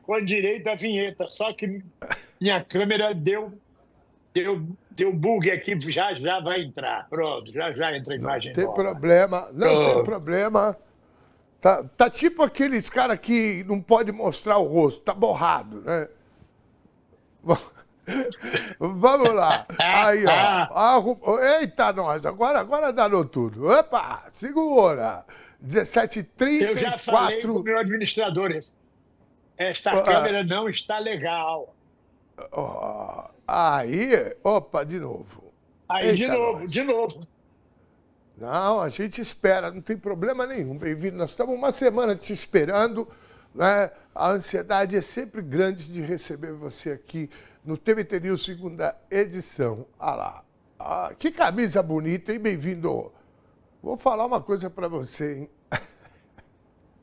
Primavera aqui em Portugal. Ah, que maravilha! E dia 25 de abril. E cravos no dia 25 de abril. Né? Tá preparado para as festividades? Amanhã é dia de São Jorge no Brasil, dia de Ogum, dia 23, e logo depois, 25 de abril, aqui em Portugal. A Revolução dos Cravos. Ogum guerreiro, Abril guerreira também. Que maravilha. Bem-vindo, querido. O que você traz de análise da semana aí pra gente, meu queridão? Tá gostando de ver o presidente Lula aí na Europa? Como é que você avalia esse giro dele pela Europa aí, querido? Eu acho que Lula dá uma dimensão que nenhum outro presidente do mundo está dando neste momento. Está dando um puxão de orelha na ONU, está dando um puxão de orelha nos países belicistas, está dando um puxão de orelha de Donald Trump. É o velho Lula do Velho Testamento. Esse Lula eu gosto muito. É o Lula franco, é o Lula sincero, o Lula aberto. E o giro dele pela Europa é um sucesso. Se eu pudesse, teria ido a Lisboa para bater palma para ele, mas não deu tempo de ir até Lisboa. Continuei aqui em Braga, torcendo por ele. O mundo está muito interessante. Donald Trump está em camisa de 11 varas, não sabe como fazer para se desculpar, pede desculpas, como a gente diz na Bahia, pede para obrar e sai fora, entendeu? Porque ele entrou pelo Irã dentro, achando que um dia ou dois resolvia tudo, e está tomando uma surra dos iranianos. Não sabe onde fazer, o que fazer mais. Já prorrogou o cessar-fogo, vai prorrogando, ele tem que achar uma solução. Ele está demente, não tenha dúvida, já há várias análises de psiquiatras dos Estados Unidos mesmo, mostrando que ele passa não é por Alzheimer, é por demência mesmo, até pela posição física do corpo, demência. É como eu vejo esse giro pelo mundo. Né? Na Hungria, a extrema-direita perdeu as eleições. Na Espanha, o Pedro Sánchez toma posições fantásticas e agora está concitando a União Europeia a abandonar Israel, a romper as tais obrigações naturais com Israel. Porque só faz se lenhar, apoiar um país genocida. Então o mundo está ficando melhor, por incrível que pareça, está confuso, mas está começando a aparecer. No Peru, o candidato da esquerda vai disputar com a filhota do Bolsonaro de lá. O Bolsonaro de lá chama-se Fujimori. E a filha dele é herdeira daquela porcaria dos votos da extrema-direita, daquela gente daquelas baratas que gostam do inseticida. Igualzinho no Brasil. Aqui no Brasil, os pobres, os oprimidos, os que gostam da escala 7x7, vão votar no Flávio Bolsonaro. é a barata votando no inseticida. Na verdade, é porque ele é quem? Quem é Flávio Bolsonaro? Ninguém. Ele é só o sobrenome. O que é que ele já fez pelo Brasil? Qual o projeto de lei? Qual é a estrutura política dele? Qual é a raiz dele? Nada, apenas ele é filho do coiso. Ele, aquele outro 04 que só tem 2 neurônios. É uma família que se apropriou do poder e há décadas vive do dinheiro do Estado, enquanto reclama contra o Estado. O Estado, para essa gente, só funciona para o bolso deles. O Estado não funciona para o SUS, para o Bolsa Família, não funciona para a educação pública universal, não funciona para a segurança pública, só funciona para o salário e para as rachadinhas dele. Você me pediu um giro, eu dei um giro rápido do que eu poderia ver. A Austrália se recusou a apoiar Trump no Estreito de Hormuz. Esse Estreito de Hormuz parece mais esfíncter de quem tem medo. Abre e fecha, abre e fecha, abre e fecha. E cada vez que fecha, o Trump diz, fui eu que fechei. Mentira. Balela do Trump. O Trump é aquele, já que é inevitável, deixa eu dizer que sou eu que fiz. Mentira. O Irã tem controle absoluto daquela região. E já estão pedindo arrego, não tenha dúvida disso. Girando mais ainda, a extrema-direita vem perdendo força no mundo. Não vem ganhando mais como ganhava tanto. Já perdeu a Hungria, na Polônia também começa a perder espaço. Na Bielorrússia, nem se fala. A Bielorrússia tem uma posição muito clara de esquerda. Ou seja, a Europa, a União Europeia volta a caminhar para a social-democracia. Volta a caminhar anulando a extrema-direita. Você vê, na Itália tem uma primeira-ministra fascista, né, sobrinha, parente lá do Mussolini, que não pode fazer nada, porque a União Europeia amarra ela de 4 costados, ela é obrigada a seguir o jogo democrático. E assim vamos nós, Milei pagando mico, Milei cada vez mais histérico na Argentina, nossos hermanos, teremos eleições na Colômbia, com fé em Deus, a esquerda vai ganhar as eleições. Continuo sem entender nada do que se passa na Venezuela, não sei que arrego é aquele, que confusão é aquela, mas defendo Cuba e o povo cubano com unhas e dentes. Esse é o giro que eu dou. Que maravilha, que precisão cirúrgica. Se você me orgulha. Meu querido, bem-vindo. Mudando de pão para bolinho, ontem, né, saiu aqui a campeã do Big Brother 2026 e o que me chama a atenção nessa vitória é porque é uma garota, uma mulher que fez durante o Big Brother, essa edição, e já no outro que ela participou, muitas falas progressistas, provocativas, incisivas.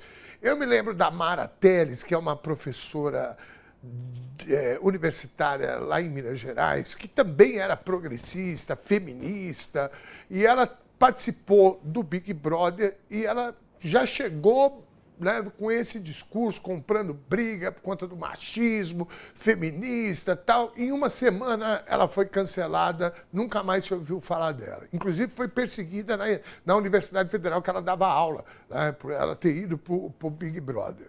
O que eu quero te perguntar é, com a vitória dessa moça, que é uma vitória ampla, inclusive, na votação, você acha que está mudando um pouco do humor de, pelo menos, quem assiste o Big Brother em relação a essas pautas identitárias, ou chamemos como que a gente quiser?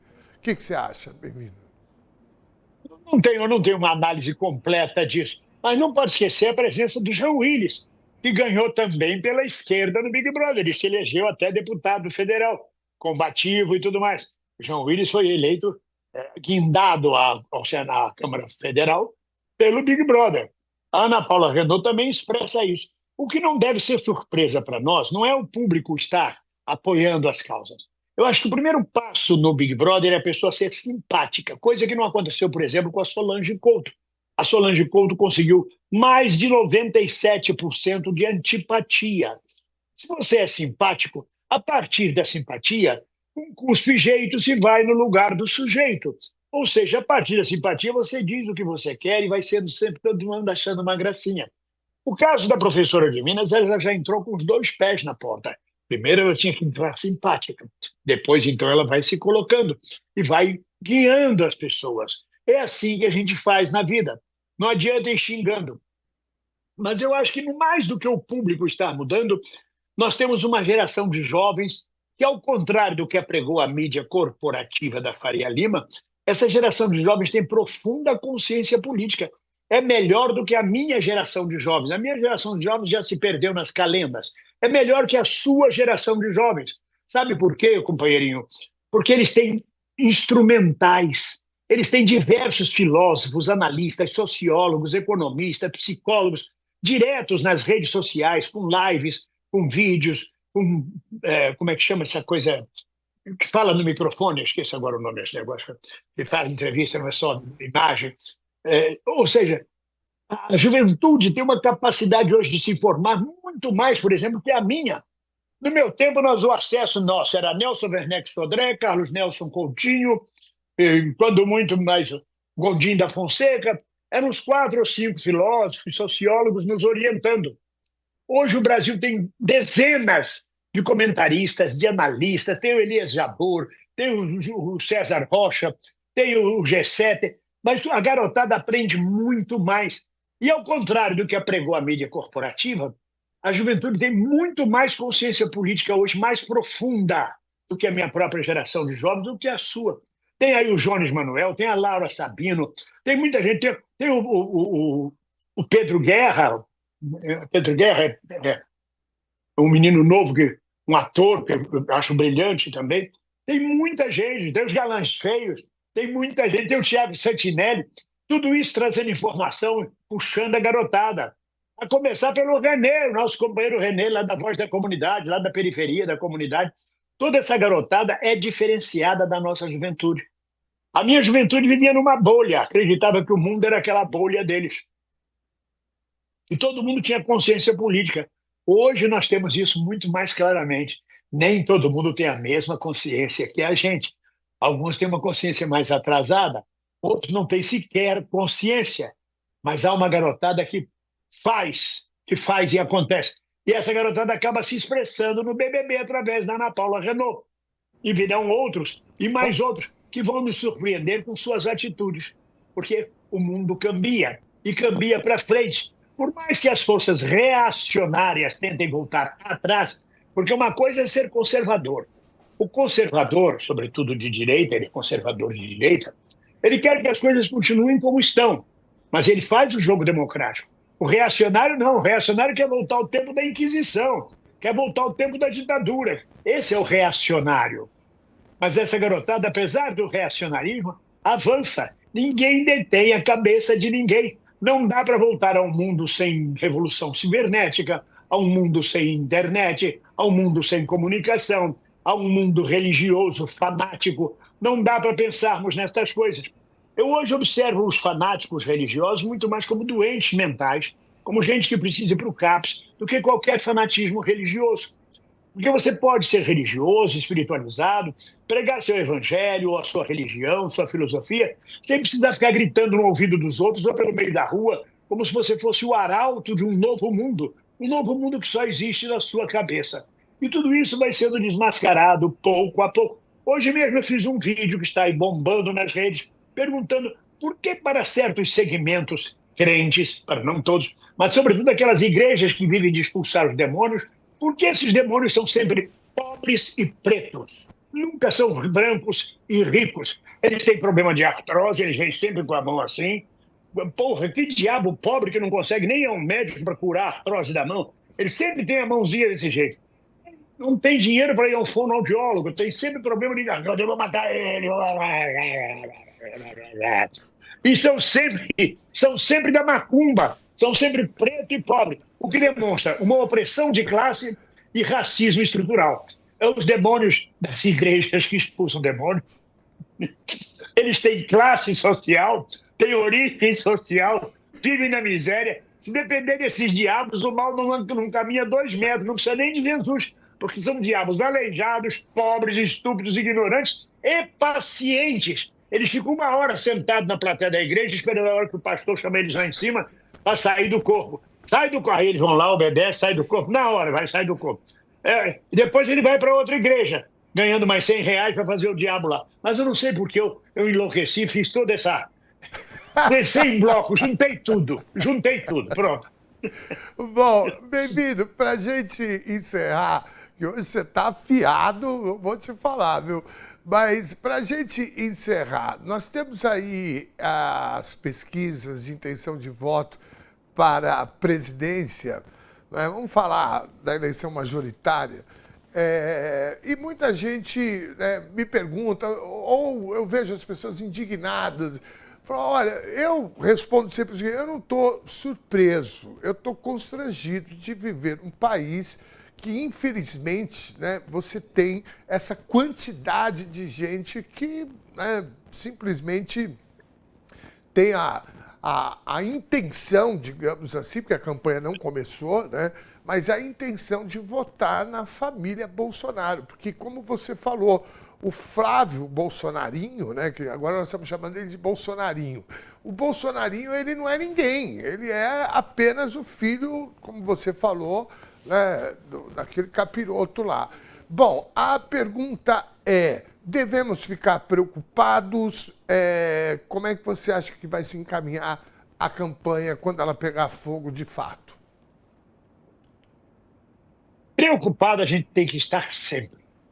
Sempre, sempre. O fascismo não dorme. Os golpistas não dormem. Eles não largam o osso desde a década de 20, 30, 40, 50, 60. São os mesmos. Alguns morrem, mas reencarnam. Marechal Juarez Távora, Adhemar de Barros, Magalhães Pinto, Bilac Pinto, e vai por aí afora. General Otávio Maurão, Castelo Branco. Essa raça vai reencarnando, vira Marco Feliciano, vira Magno Malta, vira Bolsonaro. Eles viram...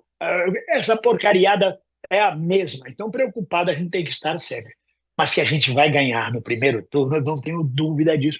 Falta muito pouco para a gente ganhar no primeiro turno. Sobretudo com a direita dividida. Caiado de um lado, e está vindo forte, Caiado. Caiado não está brincando, não. Caiado está armando muito bem o circo dele, está convidando o Kassab para vice.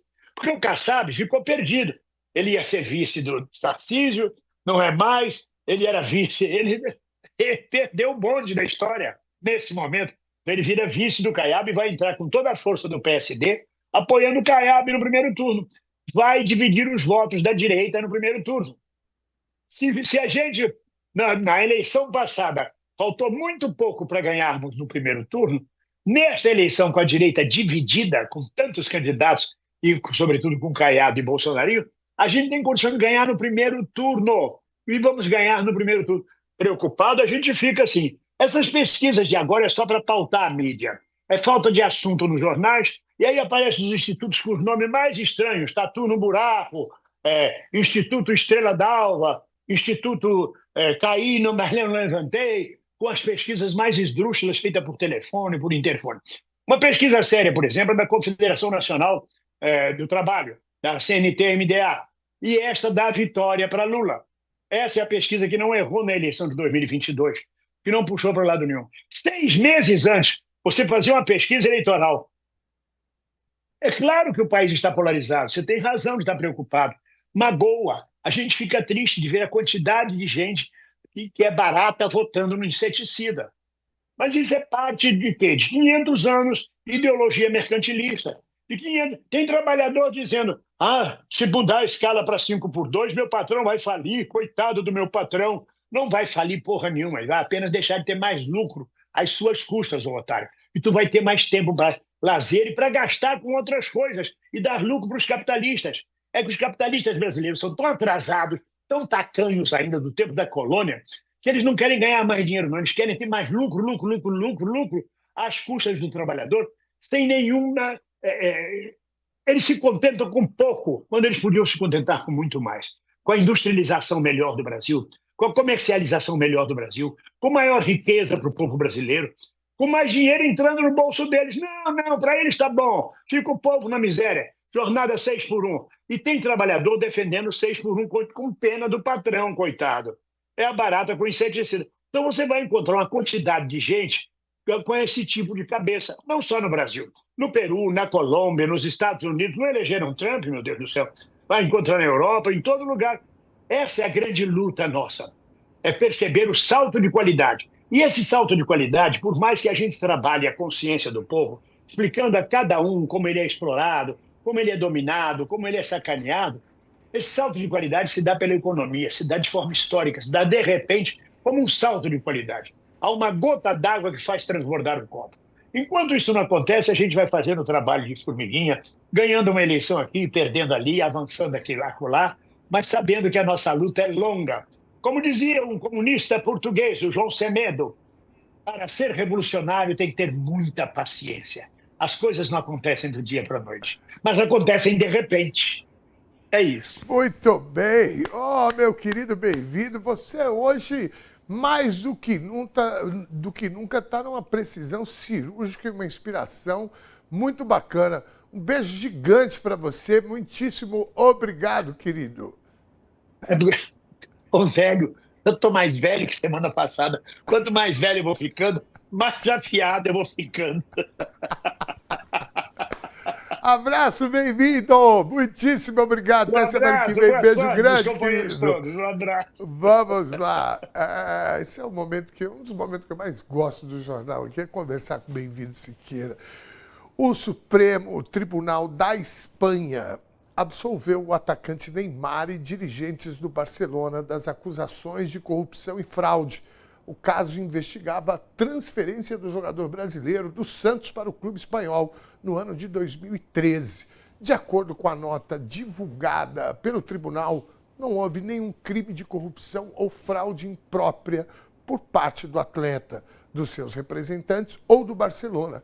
A Justiça concluiu que a contratação resultou apenas de uma decisão esportiva. A única parte a sustentar os argumentos de fraude era a empresa DIS, que detinha 40% dos direitos federativos do atacante na época e alegava ter sido enganada no contrato de exclusividade. O órgão espanhol explicou que os fatos demonstraram a inconsistência dessa acusação. Com a decisão, além de Neymar, também tiveram a absolvição confirmada os pais dele, os ex-presidentes do Barcelona, Sandro Rosell e Josep Maria Bartomeu, além de um antigo dirigente do Santos Futebol Clube. Para você também, Neymarzinho. Oh, meu Deus do céu, né? Você sabe que isso é antigo, né? Eu lembro que o Zico teve problema na Itália também por conta dessas questões. Vamos em frente, a seleção brasileira pode sofrer um grande desfalque na Copa do Mundo. O atacante Estevão, de 18 anos, sofreu uma lesão na coxa e deve ficar de fora do Mundial. O jogador se machucou no último sábado, dia 18, durante a partida entre Chelsea e United.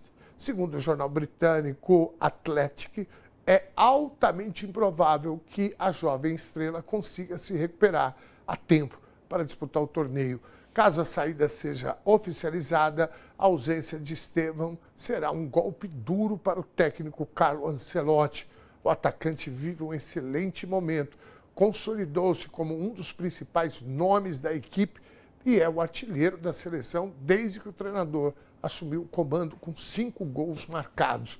A estreia do Brasil na Copa do Mundo está marcada para o dia 13 de junho, contra o Marrocos, às 7 da noite, no MetLife Stadium, em Nova Jersey. Oh, que pena, viu? Você sabe que eu cheguei por um momento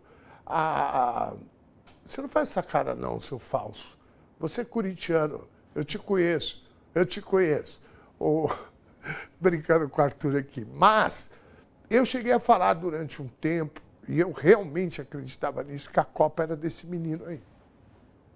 Que a gente tinha uma grande chance de, nessa Copa, esse menino, num determinado momento, entrar, fazer um gol decisivo, né? Aquele jogador que entra para decidir, faltando aí 20 minutos, né, de jogo, o cara entra e vira, né, a dinâmica do jogo. Eu esperava, né, eu espero que ele é muito jovem, né, às vezes também, né, um tratamento, né, de choque ali acaba resolvendo. Né? O duro é nós, velho, né, que você encrava uma unha, você fica 2 anos cuidando da unha. O clima é de pressão no São Paulo, mesmo com vitória na Copa do Brasil. Após bater o Juventude por 1-0, o técnico Roger Machado foi vaiado pela torcida no Morumbis. Ele desabafou em entrevista, afirmou estar triste com a situação e disse sentir que está sendo mais julgado pelo contexto geral do que pelos resultados em campo. Enquanto isso, a quinta fase do torneio continua nessa quarta-feira, com mais 7 jogos envolvendo times da Série A. O Santos recebe o Coritiba na Vila Belmiro às 7h30 da noite, com a presença confirmada do atacante Neymar. A rodada de hoje ainda terá duelos de peso, como Flamengo contra contra o Vitória, Atlético contra Internacional e Goiás contra o Cruzeiro. Nos jogos de ontem, além do São Paulo, outros times comemoraram. O Corinthians venceu o Barra por 1-0 fora de casa e o Vasco superou o Paysandu com 2 gols do jogador Spinelli. O Corinthians está aí, né? Indo devagarzinho, né? Passos de formiga, né, Arthurzinho? E o próprio Corinthians comemora uma marca defensiva importante sob o comando do técnico Fernando Diniz. Após vencer o Barra de Santa Catarina por 1-0 nessa terça-feira pela Copa do Brasil, o Timão chegou ao 5º jogo consecutivo sem tomar gols. Essa sequência invicta na defesa não acontecia desde abril e maio de 2022. A vitória mais recente ainda contou com um marco individual. O gol corintiano foi anotado por Gessé Lingard, que balançou as redes pela primeira vez vestindo a camisa da equipe. A série sem ser vazado também inclui confrontos pela Copa Libertadores, com vitórias sobre o Platense e o Santa Fé, além de empates 0-0 contra Palmeiras e vitória pelo Campeonato Brasileiro. O próximo desafio para manter o recorde será neste domingo, dia 26, quando o Corinthians recebe o Vasco da Gama às 4 da tarde na Neoquímica Arena. Boa sorte para os nossos queridos corintianos, a nação, né? Um bando de louco. A medida conhecida como taxa das blusinhas, embora tenha sido alvo da oposição, apresentou resultados positivos para o desenvolvimento do país. Segundo o levantamento divulgado hoje pela Confederação Nacional da Indústria, a cobrança do imposto sobre compras internacionais preservou mais de 135 mil empregos no Brasil. Os dados da CNI mostram que a taxação ajudou a conter a concorrência desleal e garantiu que quase 20 bilhões de reais circulassem dentro da economia brasileira. Além disso, a arrecadação federal com essas remessas saltou de 1 bilhão e 400 milhões em 24 para 3 bilhões e 500 milhões de reais em 2025, reforçando o caixa da União para investimentos públicos. Na prática, o imposto de 20% para compras de até $50 inibiu fraudes e protegeu a produção nacional, dando mais competitividade, para a indústria e o comércio local. 18 horas em ponto, vamos ver o resultado da nossa enquete. Põe na tela, por favor. A vitória da Ana Paula no BBB com mais de 75% dos votos indica que os espectadores estão, para 64% da nossa audiência, atentos a pautas sociais. Eu estou nessa aí também. Para 18%, avaliando o jogo e outros 18% com identificação real. Beijo, Karina, para você. Muitíssimo obrigado pela sua companhia e interação aqui no TVT News, segunda edição. Amanhã a gente está de volta 4 da tarde, ao vivo. Tchau!